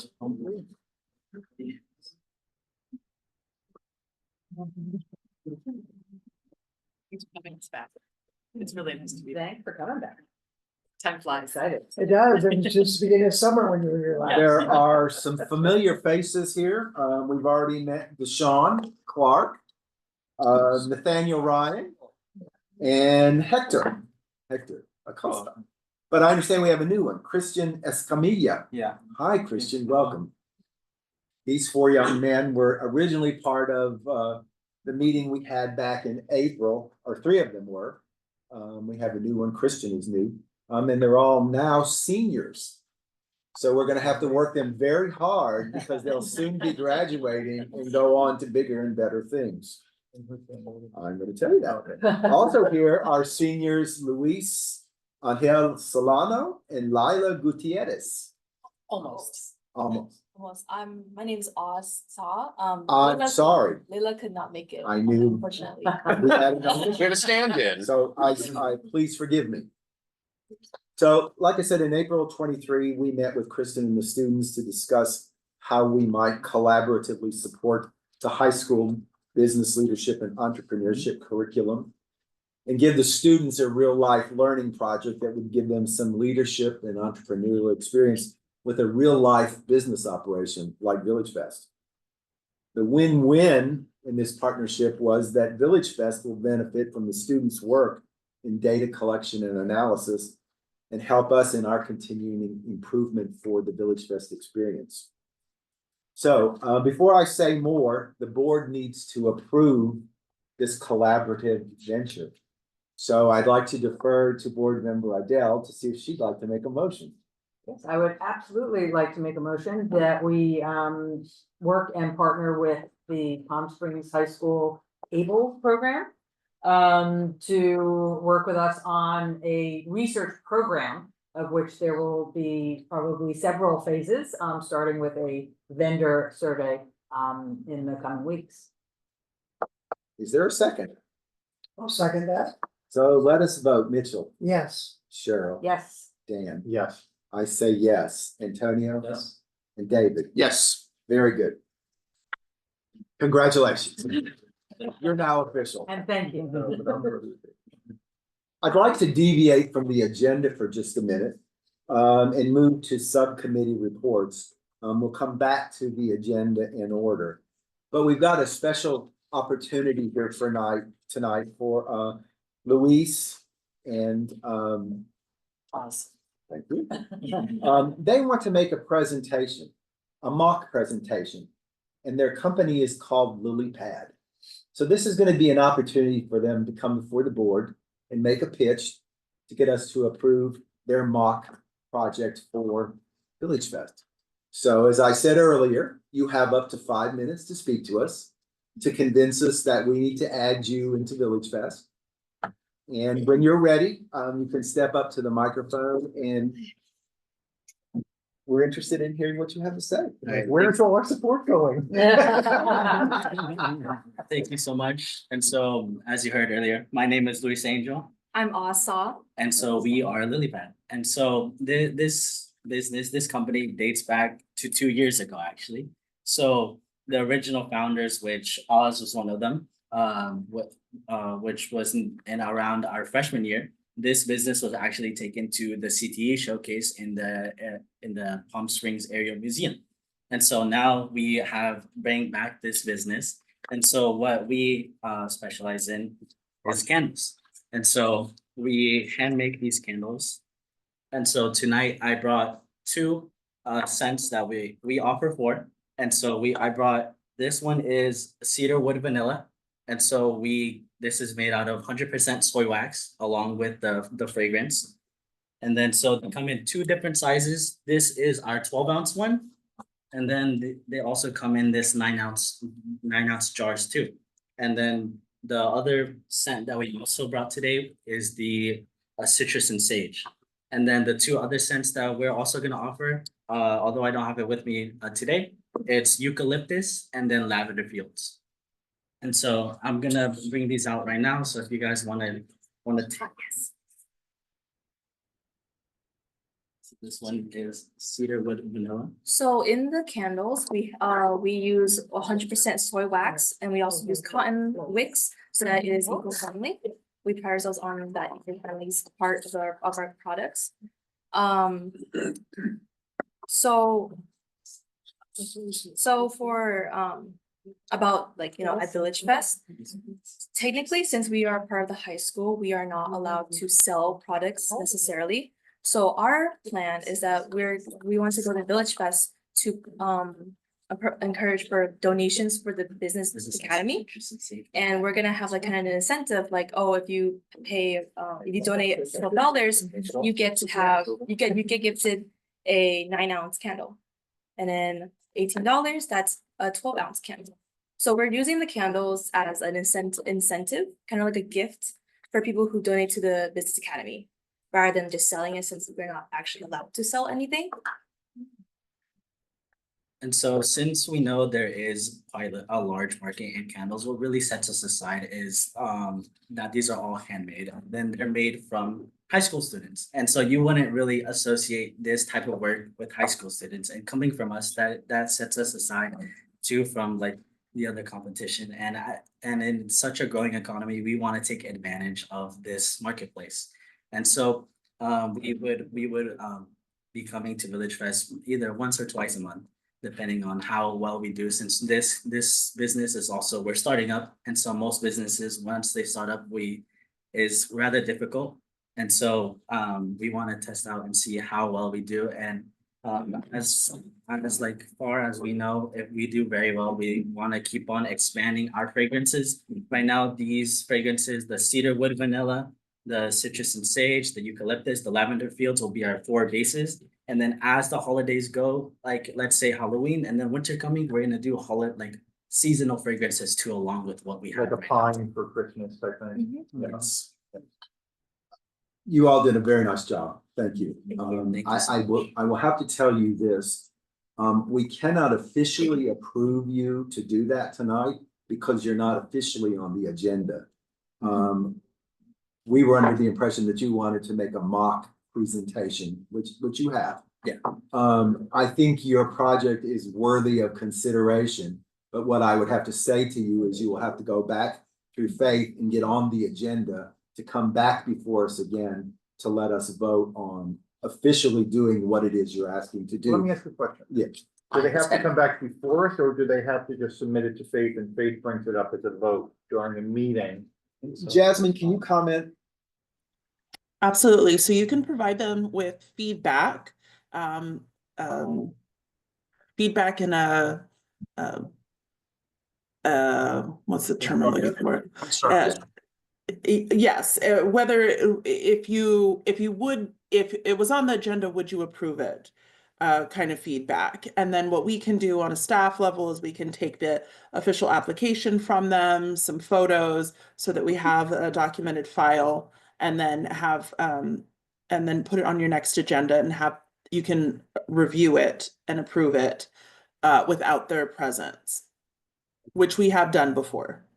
And that's how we would do it with a normal vendor, right? Now, the fact that they're students and this is giving them good practice, I would say. I agree. The board approved that we would invite them, should they like to come back and make a secondary presentation for the experience of it, possibly even zhuzh it up a little bit or do something different in the presentation, just as an educational thing for them. But otherwise, I would be okay with approving it just through Yeah, we like your concept and we support what you're doing at the high school 100%. So we finished. Yeah. How are you? But Oh, I'm sorry. go ahead, Mitchell. How are you making them? And so before I ordered the wax, and so I ordered this 100% soy wax from this company called Cow Candle Company Supply, which is especially designed for candles. And so what I do is I get the wax, I boil it to around 180 degrees. And so what I do then is I take it off of the stove in the pot that it's in. I set it aside, I let it sit for a little while. I add in the fragrance, I make sure I stir it. That way all the compounds make sure they mix well together. And so I let that sit there until it gets to around 140 degrees, or once it gets to like a milky sort of texture. That way, once I pour it in, there isn't any sinkholes that appear in the candle once it has settled, which luckily that has been the case. And so We're at 6.5 minutes. I've got 2 quick questions. Well, One is, they're done with their questions. We can ask our questions. So, yeah. one is for staff and one is for you guys. So for staff, just broadly, this would be considered a nonprofit then, I guess, right? Because So I was while gonna ask. they're selling it, it is not for profit, it's going back to the school. But it's not, well, they're Yeah, actually but taking a they have to donation file- and they're giving a gift in kind for the donation, that's what it is. But I think they do have a nonprofit with the Business Academy. I think last year we were classified as a nonprofit, Okay. and our intent was just to come maybe once or twice, so the students could experience interacting with real customers, having to actually sell to someone and Let's do this. We're then And gonna- for, Yeah, I do have a couple I have questions. one other So question. go ahead, you first. I think Jasmine was about to comment as well. sorry, and for the purposes of schools and school districts, the city of Palm Springs considers them nonprofits. So, just for instance, at the pavilion, if the high school wants to rent space from the city, we give them the nonprofit rate. It's a standard practice. And then my question for you guys is, why lily pad? Where does that name come from? Well, okay, so 2 years ago, we kind of chose lily pad because our focus at the time, we kind of felt like lily pads, you know, they're associated with very like, you know, aesthetically very pleasing. And back then, 2 years ago, we really focused on like the whole the pleasantness of, you know, love candles, having like getting to, you know, buy them, and like when you take some time for yourself, some mental health, you know, appreciation, right? And it still holds true to now. So that's why we kept lily pad. It's just like I feel like we feel like that lily pad gives that kind of like, oh, that's a pretty thing. So then it, you know, good emotions when we think of our products. Great, thanks. Will students be manning the booth? Yes. Yes. David, did you have a question? Yeah, I also wanted to know, we just constructive criticism or feedback or whatever. We love to hear the stories. Why did it start? Where did it come from? Where did the name come from? But your pricing, I guess, was fine. Couple of things that, let me ask one more question. Were there 4 fragrances that you have already? Yes, I only brought 2 today, but there are 4 fragrances. Suggestion would be bring all 4. Okay. Because if one of them smells really wicked, it may not. Yeah. But And to very good piggyback job. on that, the story, I think if you guys, you know, you've got a big label there with the name. I think if you could somehow get your story on the label, on the bottle when you sign it, I think people would enjoy reading that, and it would incentivize them as they're looking at your candles to read the story. Yeah. You know, and be more inclined to maybe, you know, make that donation. Or make a cover disc inside that the wick comes through with a hole in the middle with your story on it and that says, please remove before lighting candle, right? Yeah. And so they have to read because it's there. Yeah. You know? Yeah.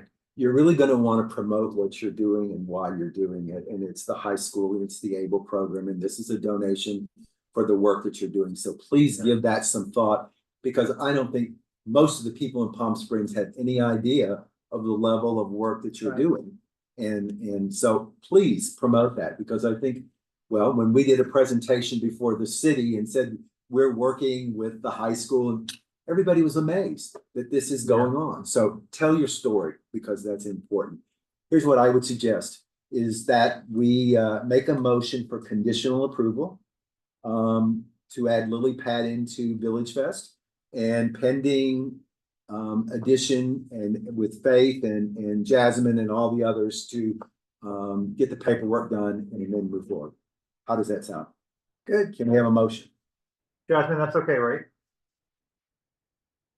Okay, cool, yeah, excellent. So, yeah, go ahead. Yeah, I'll make a motion that we conditionally accept lily pad. The condition being that all the proper paperwork and documents get filed with I staff. second, I agree. It's a serious part of the process. We Yes. look at it, we like to read it and see the pictures and stories and everything.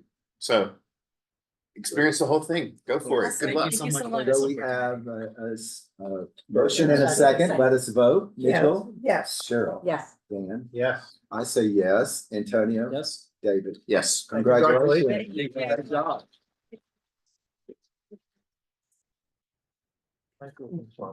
Yeah. Keep in mind, the holidays are coming up, so you're gonna want to make sure your booth is Theme. festive. and Oh, holiday- yes. Oh, holiday yeah. themed. Yeah, Okay. everything's gonna be student design, so. Excellent. We can't wait. Okay. Really take a little more time on the labels too, because they're Yes. crooked. I'm going to turn the program over to Cheryl now. We're still gonna deviate from the agenda just a little bit and do subcommittee reports, but Cheryl? Well, what we'd love to do is invite the rest of the crew up here. So, and feel free to pull up some chairs and we can talk about some next steps on the research project. But join us at the table. Don't stand up there. Swing some chairs around. There's plenty right up there. Yep, we can talk about our next step.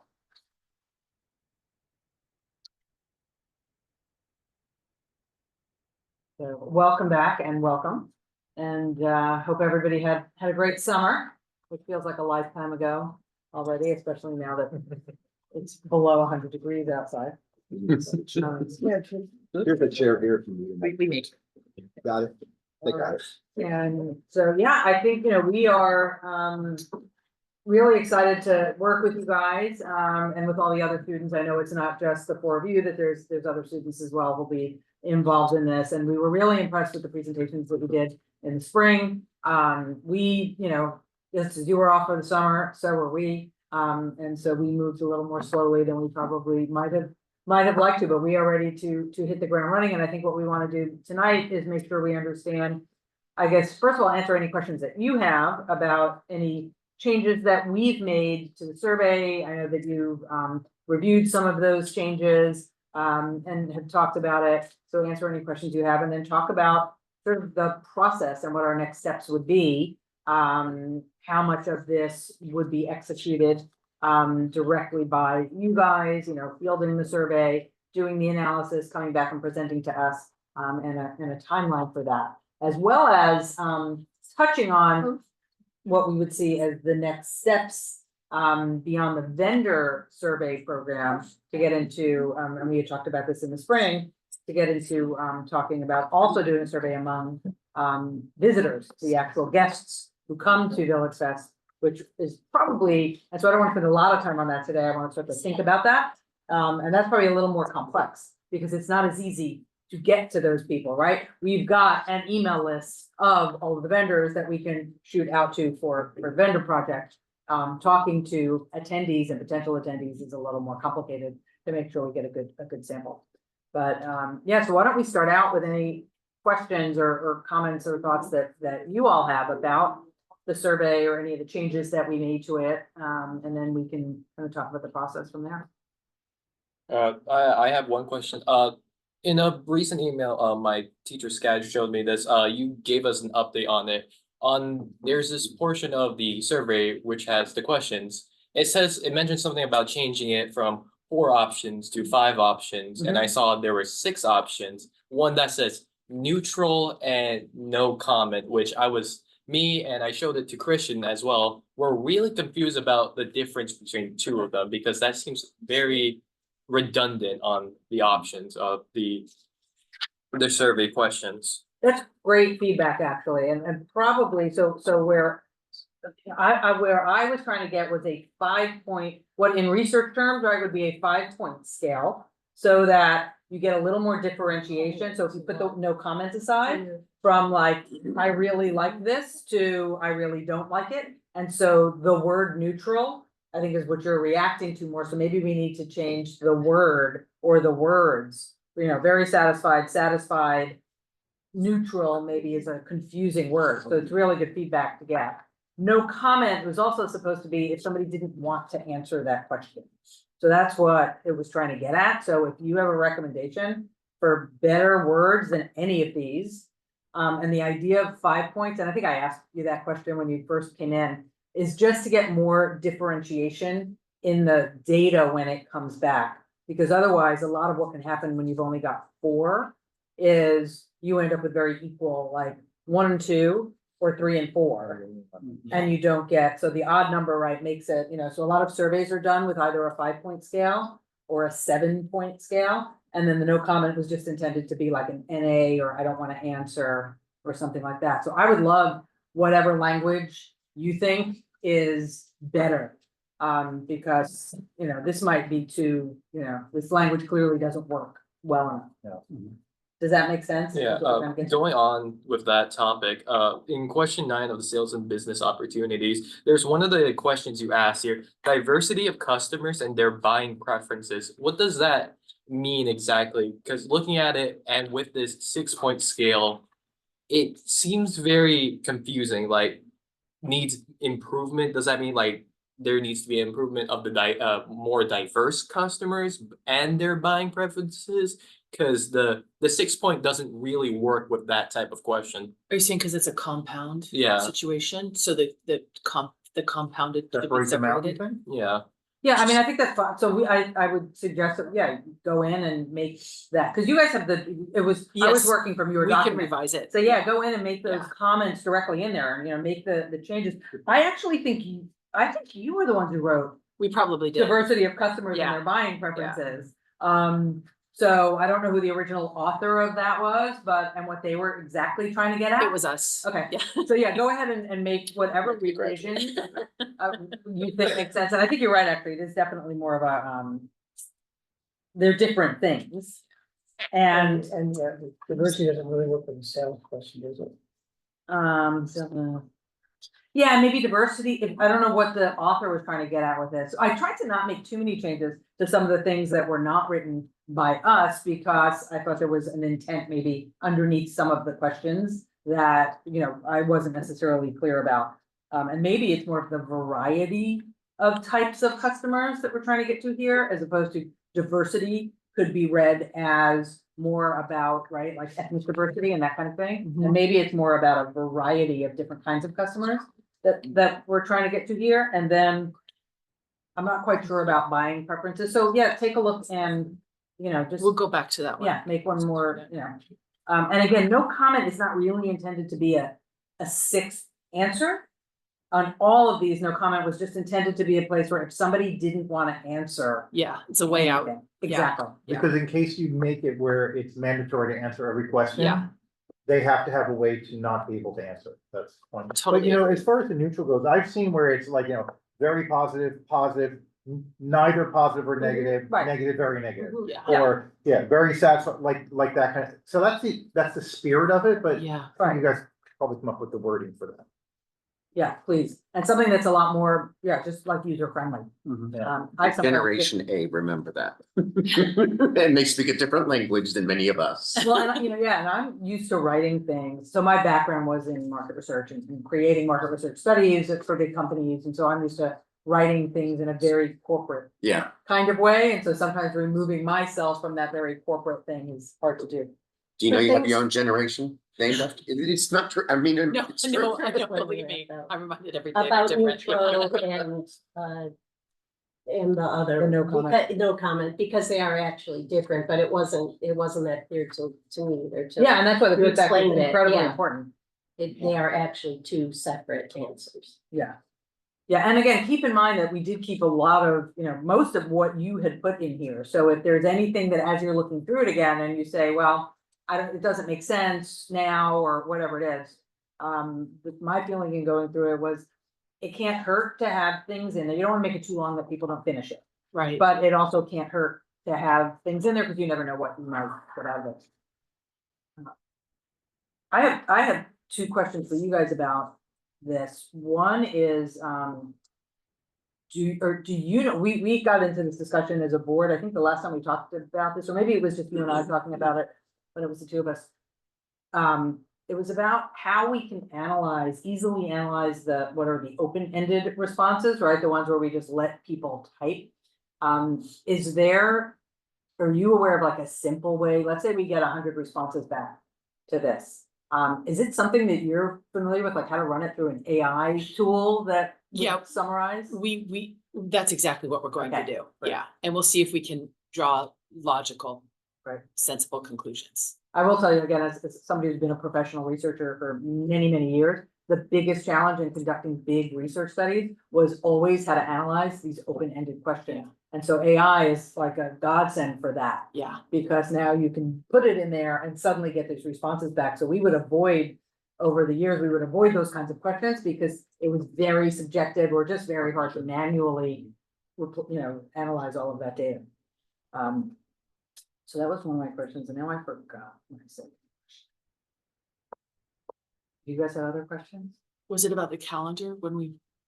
It was, something with the survey. It'll come back to me or I will. The mark only one oval, I think sounds weird. It's select one. Select one, It's yeah. like one answer. An oval, it's only because it's an oval. Oval shape. It's Yeah. oval shape doesn't really make sense. Can you change that or is that Yes. a Google form? No, we can change it. Okay. I think we can change everything, Yeah. even the Okay. shapes of the things we can Okay. change. Mark only one answer or mark Yeah. only one selection. Yeah, that's why, please go through it and anything Yeah. that you think should be simpler, make it simpler. Yeah. Like totally make it simpler. It's like the newspaper, you write for the fifth grade education, right? So you want to make sure that everyone can understand them and translate Yes. the question and form an answer. I'd like to say that this is a partnership. Yeah. I don't want you to be afraid to speak to us or tell us what's really on your mind or what you believe. Yeah. It's very important that we collaborate together, so, speak up, say what's on your mind. Yeah. Because honestly, I really don't have anything as of this moment. I am really thinking about the open-ended question portion she asked, because that's really interesting. I think me and Skaggs can definitely work on that. I could potentially, because me and our new guy here, Christian, are actually taking college classes statistics, so this would be a real life example of how to use our statistical method knowledge on how to combat this particular issue. Are the open-ended questions asked such that you could elicit keywords that Yeah. you Definitely, would yeah. want to pick up on and Yeah, we can ask a AI algorithm to highlight or flag certain words to help easily categorize them into different category responses. It could determine similarities, right? Yes. Yeah, that's it. Yeah. One of the things that's always fun in those kinds of open-ended responses too is to create a word cloud afterwards. Yeah. And so then it shows you how the words all How many kind of times it was Good used. idea. and- Yeah. forms, and then you see the larger size ones, yeah. I love that. Cool. Yeah. At some point, I'm happy to come in and share with you some of the sort of real life business ways in which some of this stuff gets used as well. We would love to hear that. We'd like that. Absolutely. I've done this at big consumer companies like Netflix and Oh, HBO. wow. So what are next steps? What So- do we- What I have down here, I put together, I have not sent this, it was just my own little work this afternoon, was a timeline to attempt to come up with some timing that, and I can send this to everybody so that everybody has it, was that, we wanna finalize and approve the questionnaire. I'd said at today's meeting, but we can do that, when you can let me know when you can realistically get back something, with whatever additional comments. We'll do it by the end of the week. Okay, great, yeah. Cause then ideally we can, what I'd love to be able to do is send out, and so my assumption is that we'll send you an email list. And that you can email the surveys out, gather all of the responses Yeah. back. Yeah, that would be great. So Faith has sent me, and I'll send it to you, an electronic email list. I don't know if there's anything we need to enter into, any kind of agreement, Jasmine, just like NDA type of thing. Sorry if I get a little too corporate here, but like. No, you it know, makes sense. We're Yeah. sending, the email information of all of our vendors, out of, out. I don't know if there's anything we want to do there. Right. That that's it. it. Purpose and I'm sorry. Let me follow up with the city attorney. I'll send him an email right now. And my hope was that by Monday, November 4th, so just under 2 weeks from now, I think we shouldn't send out the survey to all 200 and some odd vendors. I think we should start with a small test batch yeah, that's a good idea. of like a dozen Yeah. and see what comes back, just in case, there's a problem. Again, coming from experience where I've had that happen, and you send out the entire survey and realize that there's an. There's issue that there. typo. It didn't- Yeah. Yeah, or the questions don't flow, or Yeah. whatever it is, and I will send you this, then, have a week to just look at what's coming back, and then by Monday, the 11th, the following week. Yeah. Send it out to everybody, and then, That's for back in a week. ask for it back by the 18th. Send a reminder, email in between, yeah. Faith, do you think that's enough time to ask the vendors to get it back in a week? I mean, how responsible are they to you? Yeah, that's. all I'm asking. think it should be good.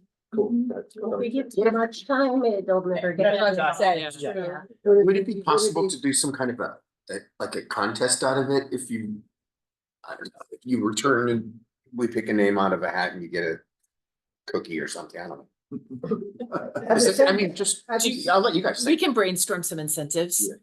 And at the same time, they send it out, perhaps if they send out something in advance saying, we're gonna be sending the survey out from this group, keep an eye out for it so that they know to expect it. And it might Well, we can, I mean, so I also drafted an email that you guys do all have. I showed it to you briefly, Kirsten, before we sat down. Yeah. So we can give you. I can test mine for mine. We could change this so that it is coming from Faith and it's more of a heads up, you will be getting this. Yeah. I'd like Um, us to help them market their, what is able, again, I had to think about it through my head a few Yeah, times. well, it's in this email. Yeah. Mhm. Yeah, Oh. but I mean, it's not, you have to put it together slowly, because I'm seeing able and ASAP and all that kind of stuff in the same paragraphs and stuff. It's just, I'd read it and say, oh, Academy of, We actually have to say what ABLE is. I mean, I didn't acronym. explicitly say what the Yeah. acronym stands. So why don't we for. send this back with the revisions to the questions and then you can further revise it? Yep. Yeah, Perfect. so we'll comb through it. And I'll send you the timeline that I have here, and Yeah. again, if we're, shift it by a little bit, that's. Yeah. And the idea was that by the first week of December, we'd be able to come back, you'd be able to come back with the results, analyze. business leaders. Wow. And Yeah, read it. Yeah, 'cause I mean, if everybody responds, we have 200 and, what was it, like 230. Something like 227. Yeah. So, if we get a 25% response rate, That's tremendous. that'll be a good number, of vendors to get responses from. Oh, I know what my other question was. I just thought of it. I'm pretty sure I know the answer to this, but I want to make sure because we're using Google Forms for this. Will we be able to cross tab any of the responses with each other? Meaning, like, we're asking toward the end, how long have you been a Village Fest member? We're gonna want to know how people who've been a Village Fest member for less than a year, responses differ from those people who've been a Village Fest member for 5 or more years. Yeah, So- we should be able to put everything into an Excel spreadsheet and then sort by any column. Right. it'll So all we be- could sort exactly. by any question we ask. Yeah. I just wanted to make that. You could also have pivot tables, right? Right. That just. Oh, true. Yes. We use those on campus a lot. Yes, I can definitely Yeah, do that. that's an easier way Yeah. to do it. Yeah, Google Forms might bring it all the data back though, even that way, if I remember correctly. Because I think it will bring back all the questions as columns and all of them as rows and. Anything we don't know how to do, we have somebody who does it and we'll be able to figure it out. Yeah. Right, I mean, that's the main thing for this. I think it's really exciting and this will, we want to share the results back with, obviously, everybody here with the city council. And summarize results, and it says it in this email with the vendors as well, because they should. We'll take it and seriously It'll be get- able to use it and share with them and see what their needs are, something we haven't really done before. One question, when you say a 25% response rate would be good, is that based on other surveys you've sent out in the past or? And I was gonna contest That that. seems like a bad number. It's, yeah. I was, when I not do a bad employee number. surveys and It's major not a bad surveys, number at all. oh my God. It's a very We'll be high, lucky to get that. it's a very high response That's rate. that's why I threw out the incentive thing. Yeah. Just Yeah. as. It's some- actually a high response rate for I'd consider this a quantitative survey, because we're surveying 100, we're doing a census survey, meaning we are surveying 100% of the population that we care about, right? So it is a census of all of the vendors. And so if 25% come back, and it's not a scientific number by any stretch, a statistician, actually, maybe in your stats class, you could find out what the number would be. But that's actually a very high percent response In rate. human resources, when we do employee surveys, It's different. it's gotta be different, 50, it's not yeah. 70% Because or else they they work for you and Yeah. you pay them. That's why. incentive, I said the word again. There you go. Employment, continued employment isn't. But that's right, we end up with 50 responses as long as they're not all from one vendor category or that kind of thing. Again, I'm hoping it's more. It would be great if it was 50%. That's your goal. 60%. But Yeah. so that's sort of the minimum I feel comfortable that we would get directional results. I challenge you with 50%. So, Let it go on the record. but that does come from, I wouldn't say other surveys that we've done in the city, because I have Okay. no idea what's been done, but it Yeah. comes more from my own personal experience Understand. in doing large surveys. So it's great. You all have any comments or questions? Any feedback from you guys? Yeah, can I? Yes, sir, Yeah. please. Okay, so I like the timeline that you've made, with being able to finish everything by, let's say, the beginning of December. Yeah. Do you think with the feedback that we get, we be able to make, like theoretically, like some real change by January perhaps? That'd be aggressive. I think it depends on what the real change is, right? Like, it depends on what comes back. If it's, I don't know, I shouldn't say this out, I have no idea if this would be a real thing or not. But one of the questions is really straightforward about, are the hours good hours? And let's say every single vendor that we get a response back says, I do no business at all in the last hour of Village Fest. And we want to quickly make a decision to short. Again, I'm making things up completely here. Like, I don't know, maybe that's something that could be enacted quickly if what comes back is, you know, we're gonna want to come back and recommend some kind of large marketing program, you know, for the vendors or something like that, then that would take time to develop. So it would take more time to come up with a recommendation. Depending upon the answers we get, will drive what we have to do because we're chartered by the city and governance is the city of Palm Springs. We have guidelines and rules and regulations that they've approved. That if there are certain structural changes or major intents, we would have to go before the city council to have some of those changes. If they're cosmetic, we may be able to make those. But our plan as a board is once we get this data is for all of us to go before the city council and make a presentation. I mean, this is great work that's being done. And it's plowing new fields and working with the students in the high school. So we're really looking forward to this. And I think we can all make a difference. Anything that's defined in the rules and regulations would require, I believe, a city council approval to make changes. Jasmine, you can correct me if I'm wrong there, but and it's pretty definitive. Have these guys ever seen the rules and regulations of Villagefest? Probably not. Kristen, have you seen those? We can send those to you. We should share that with you. Yeah, because if you skim through, it'll give you a feel for, you know, what bureaucracy. Yeah. Exactly. So that's a good idea. I will share it with You the always kids. deal with that bureaucracy. Thank That you. It looks send like you that. got it there. Yeah, I think so, yeah. Yeah. I had read them at a point. Yeah. I think it's this Oh, one. okay. That Yeah. is it. I'll There make you sure, go. I'll make sure we Okay. look at these two, yeah.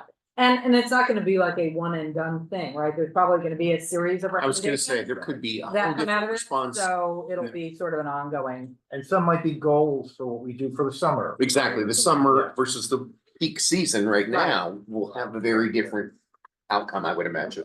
But we're very thankful to all of you for Yeah. putting the effort and the attention to this and assisting us with it because it's invaluable.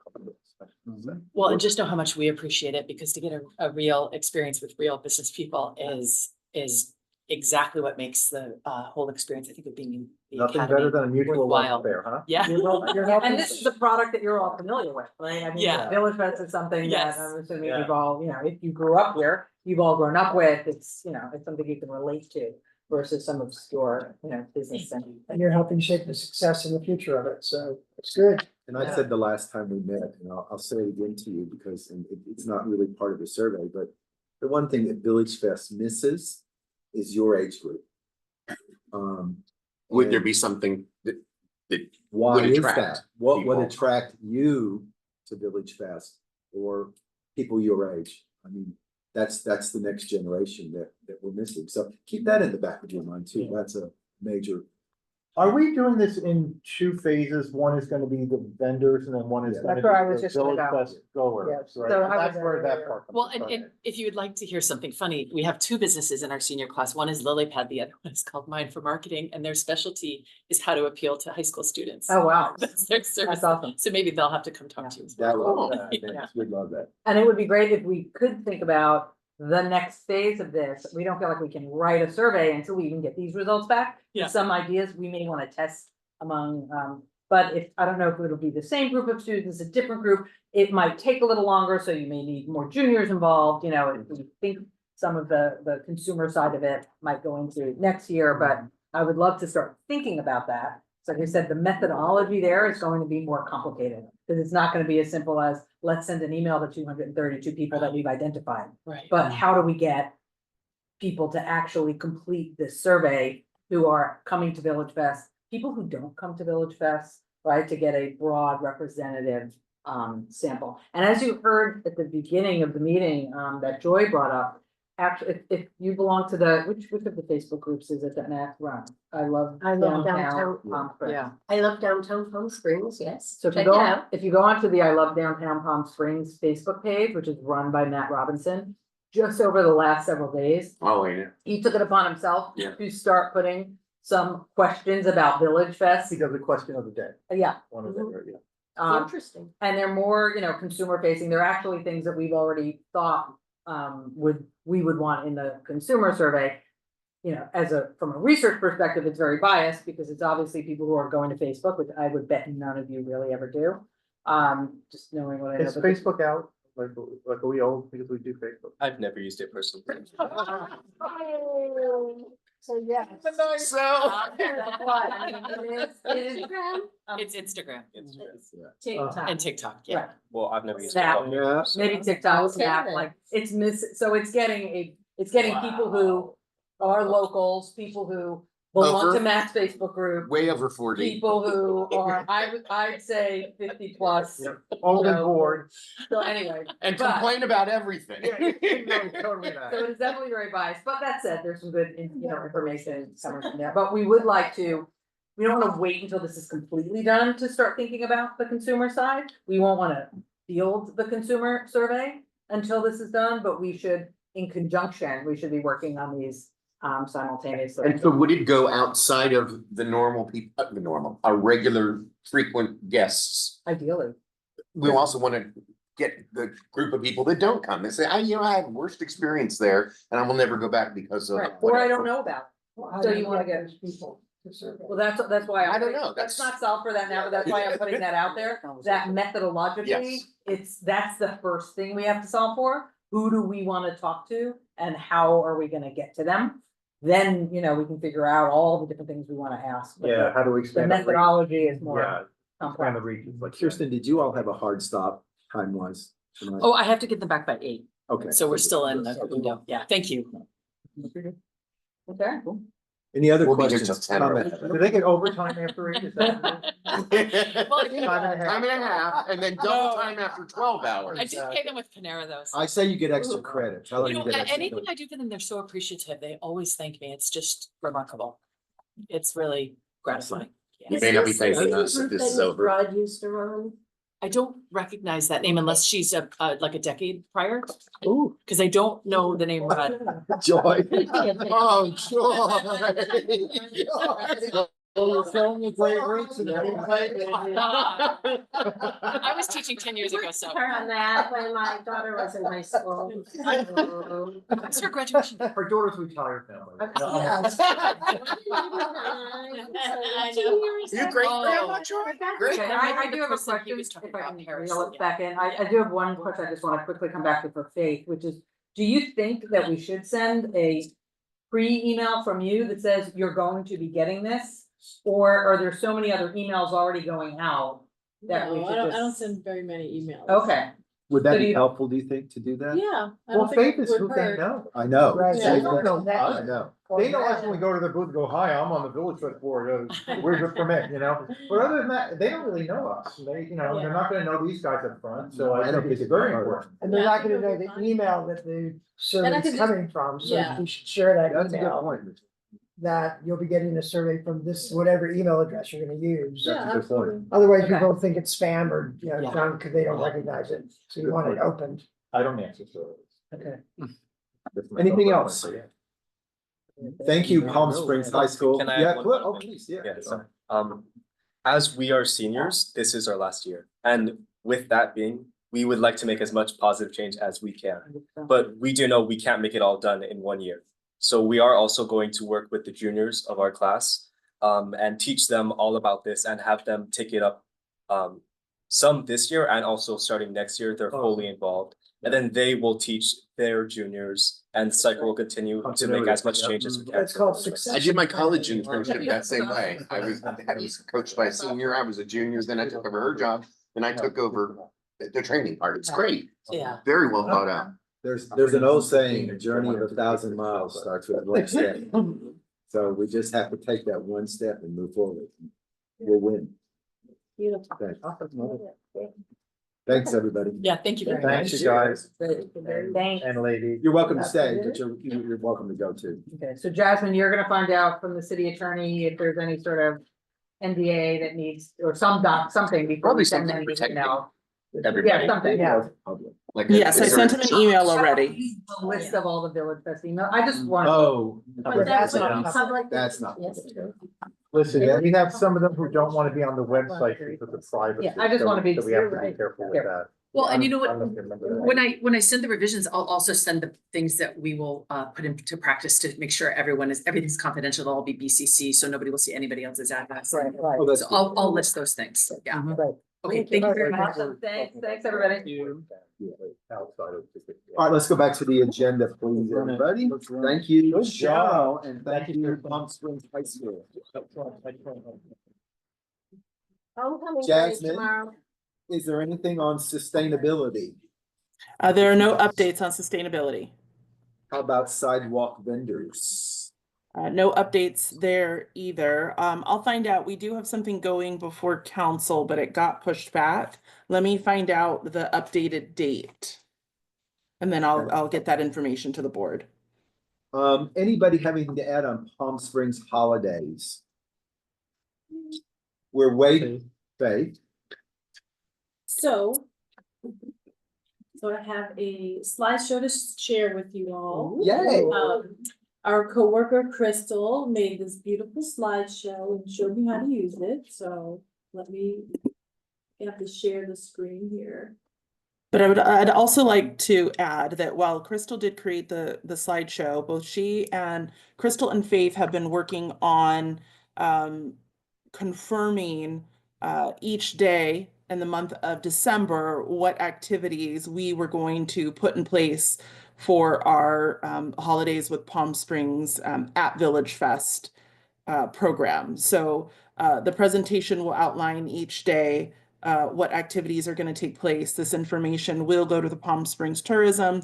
If okayed by the board this evening, we will forward it to them, and we will continue to work on implementing this for the month of December.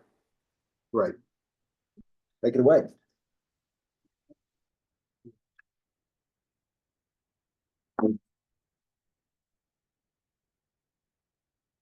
You left it open for me. Let me just find it. There we go.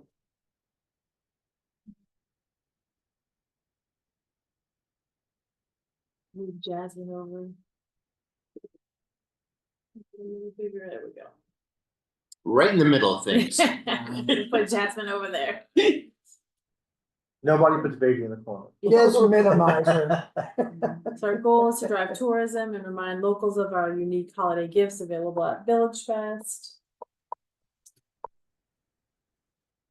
Encourage visitors to participate. As we said, we'll put their name in a drawing so that they can win a free month if they're doing gifts or decorating their booths and things like that. Nice. Good. Nice.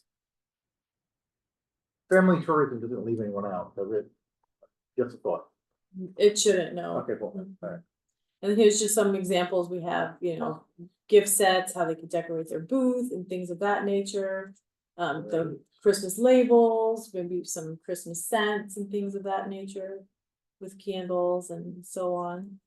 Something new every Thursday. So we plan on doing this for the 4 weeks, and the 26th, I think, is the day after. And that'll be when we do the inclusive with the all around the world kind of. And then so on the first one, we're gonna have the cookies with Miss Santa. The kids come and decorate cookies with her. They get to get photos with her. Santa's usually there as well. We have hot chocolate with them, and the recreation always comes out and does a craft with the kids and things like that.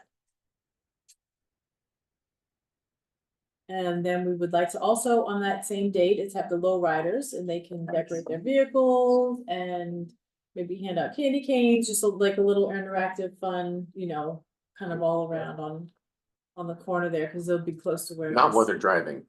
No. Right, okay, we can't do it at Pride, right, so. just- No, they're parks.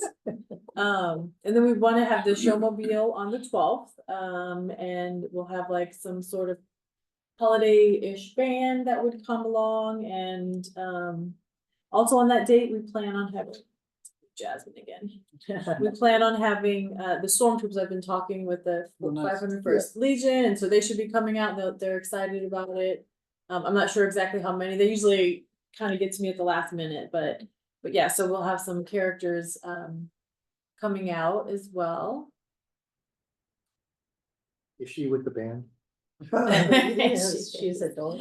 And then Santa's always he always comes on the Thursday before Christmas, and so he'll be there. We'll have some crafts, we'll have some keepsake giveaways. We do plan on having giveaways to hand out every week at the booth as well, that Irene can hand out, and whoever's at the booth, just to little crafts kids can take home. So just keeping that holiday spirit the whole time. And we'll have hot chocolate, holiday crafts, giveaways, and then the photos, is always a long line with Santa as well. Then we have the holidays around the world, so that is also when our rabbi does his event there, right there at El Patron, so that will be there as well, and then we'll have our own kind of thing going on as well, so it's always a good time, so that we can keep it going even, after Christmas too, so. This will be the inaugural year. Was that? Is this the first year that? It is, yes. It's good. And so here's Cat's the Spirit of the Season. This is the flyers that we'll be handing out to all the vendors and just kind of explaining a bit of, what they can do to participate and get their name in the drawing and things of that nature.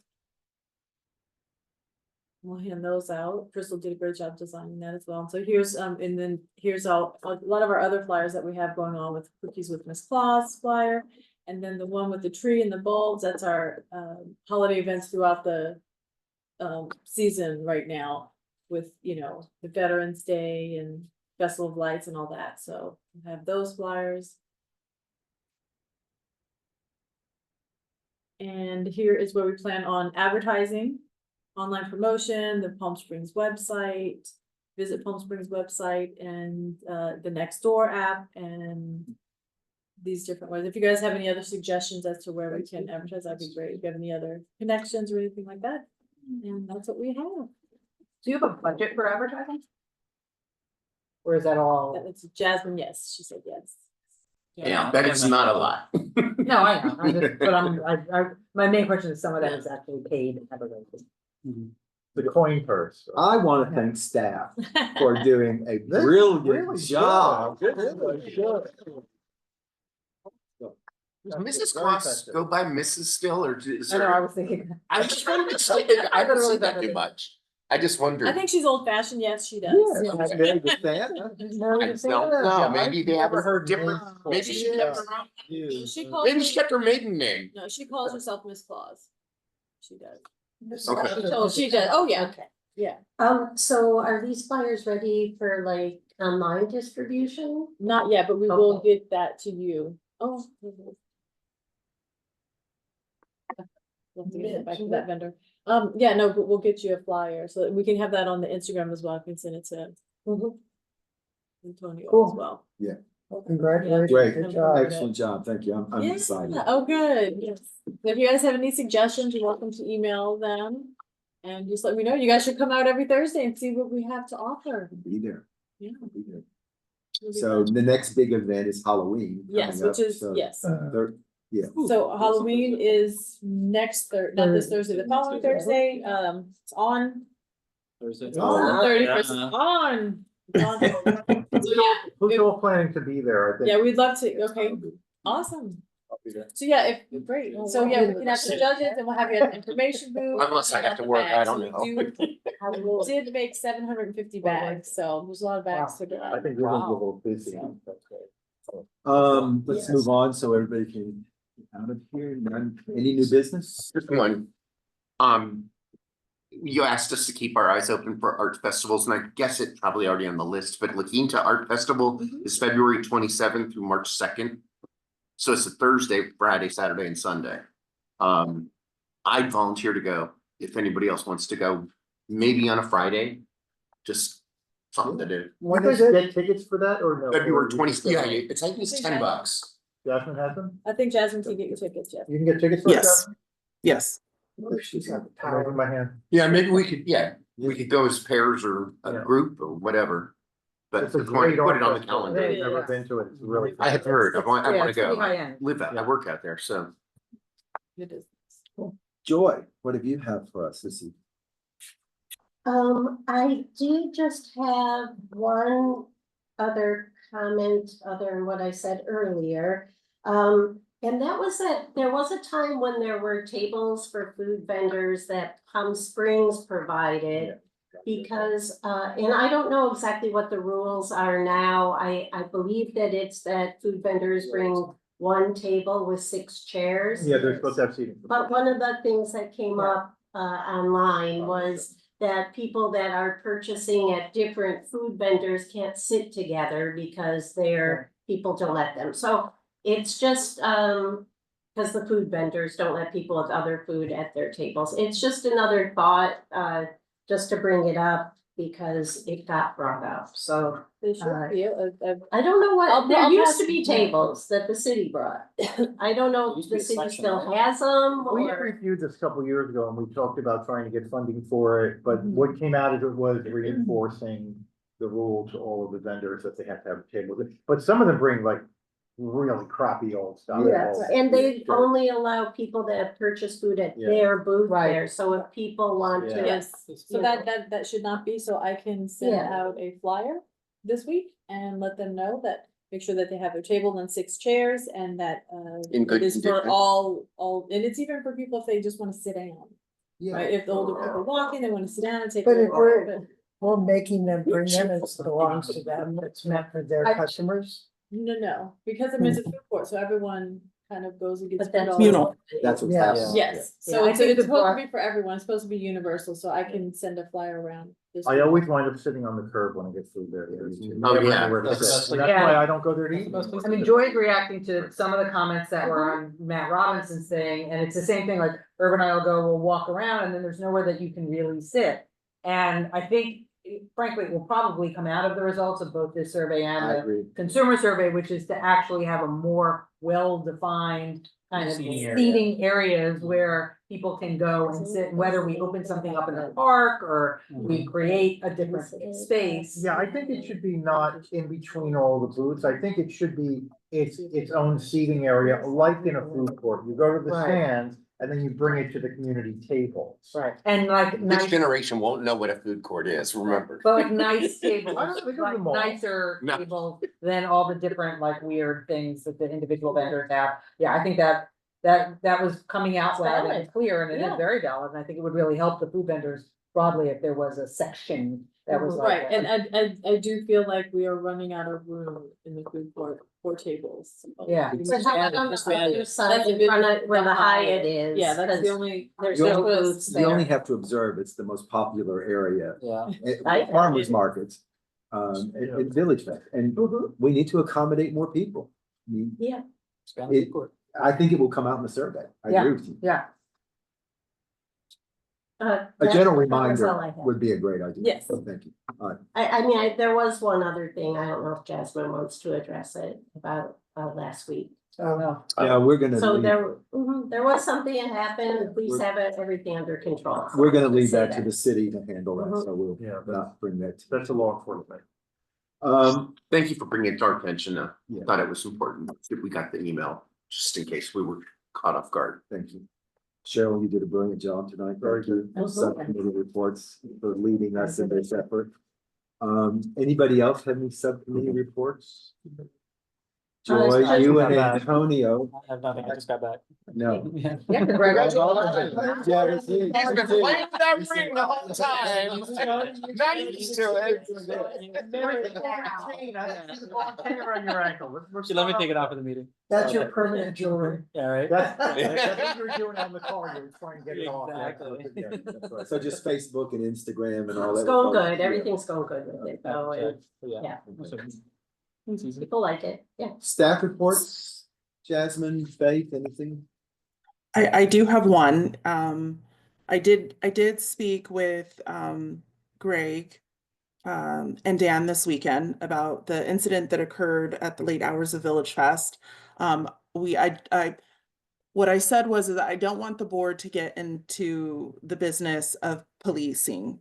That obviously we have a fantastic police department who's extremely active and very, very responsive. And I would like to allow them to do the work that they do and that they do well.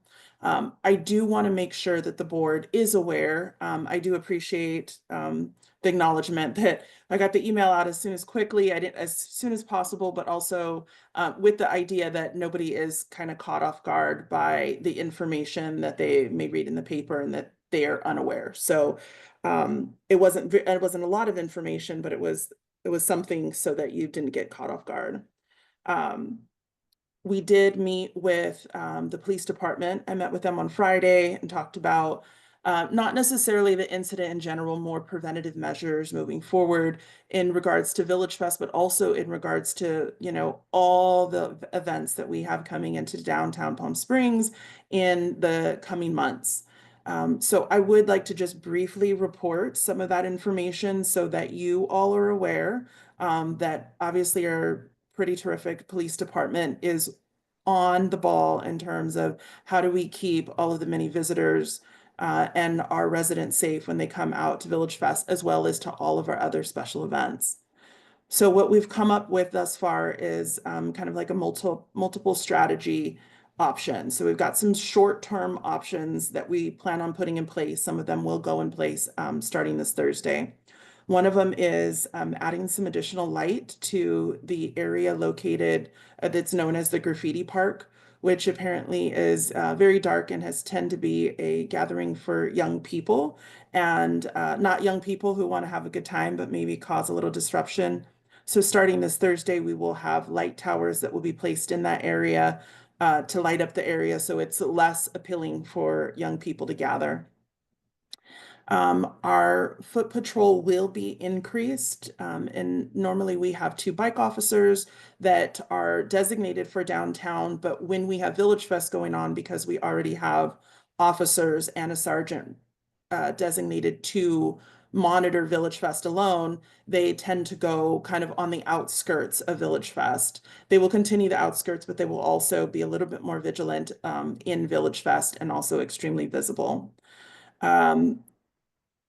The impact team, which is the team that is scheduled to work with the unhoused population, will also do some more patrolling in Village Fest and on the outside of Village Fest. You know, this incident occurred basically 1 block off of Village Fest and at the closing hours. So the intent is that we need to just do a better job of being visible and kind of spreading so that people are aware and people feel a bit safer knowing that we have a significant amount of security officers on the street at all times. So they're going to put some work in, again, not just for Village Fest, but for all of our special events. And then the police department is going to engage the juvenile probation foot officers and ask if they can come out and do some of the work.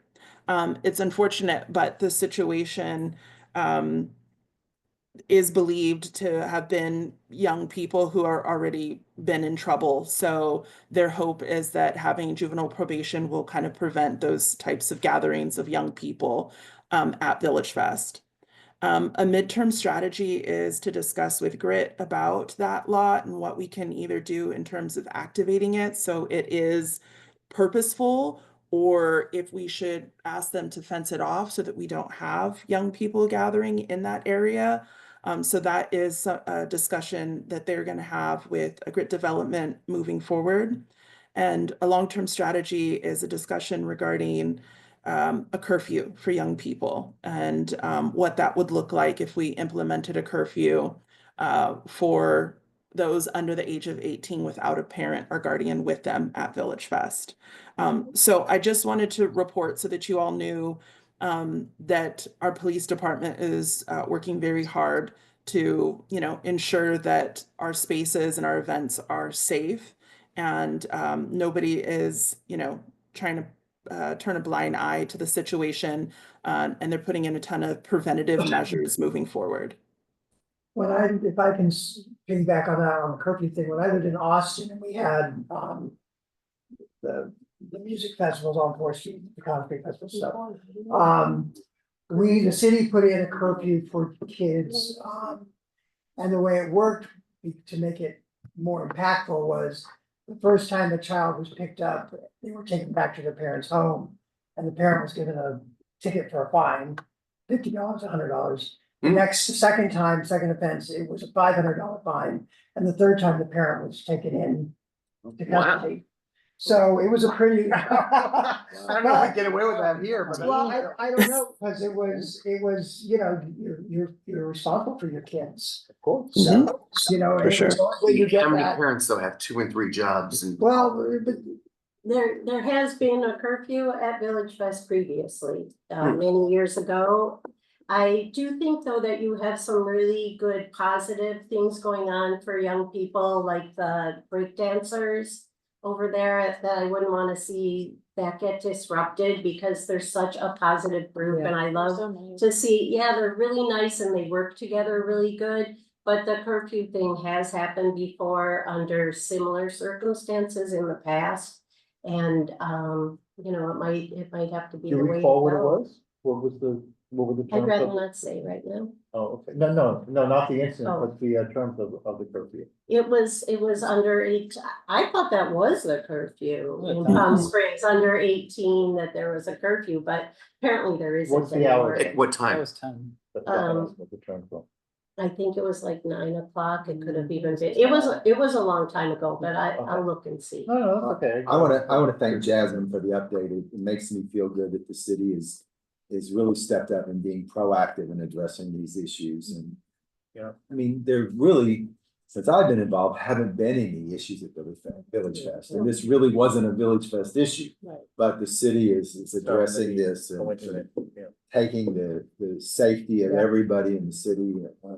And thanks, Jasmine, for that update. That was good. Anything else from a staff perspective? So this Saturday, we do have our Fright Festival in Recreation is putting on in Sunrise Park. It's a free event for everyone, and we'll have foods and games and movies and trick-or-treating and all that fun stuff, so. Which park? At Sunrise Park, right by we'll be closer to the stadium and the library, so. Yeah, so it's a fun event for everyone. This weekend goes to modernism. It's what? Modernism. Oh, is it? Well, the kid might not want to go to. And left. Just it's on the record. Anything else for this evening? We all have our priorities. Right. Thank you, everybody. How about a motion to adjourn? Make a motion. All in favor? Aye.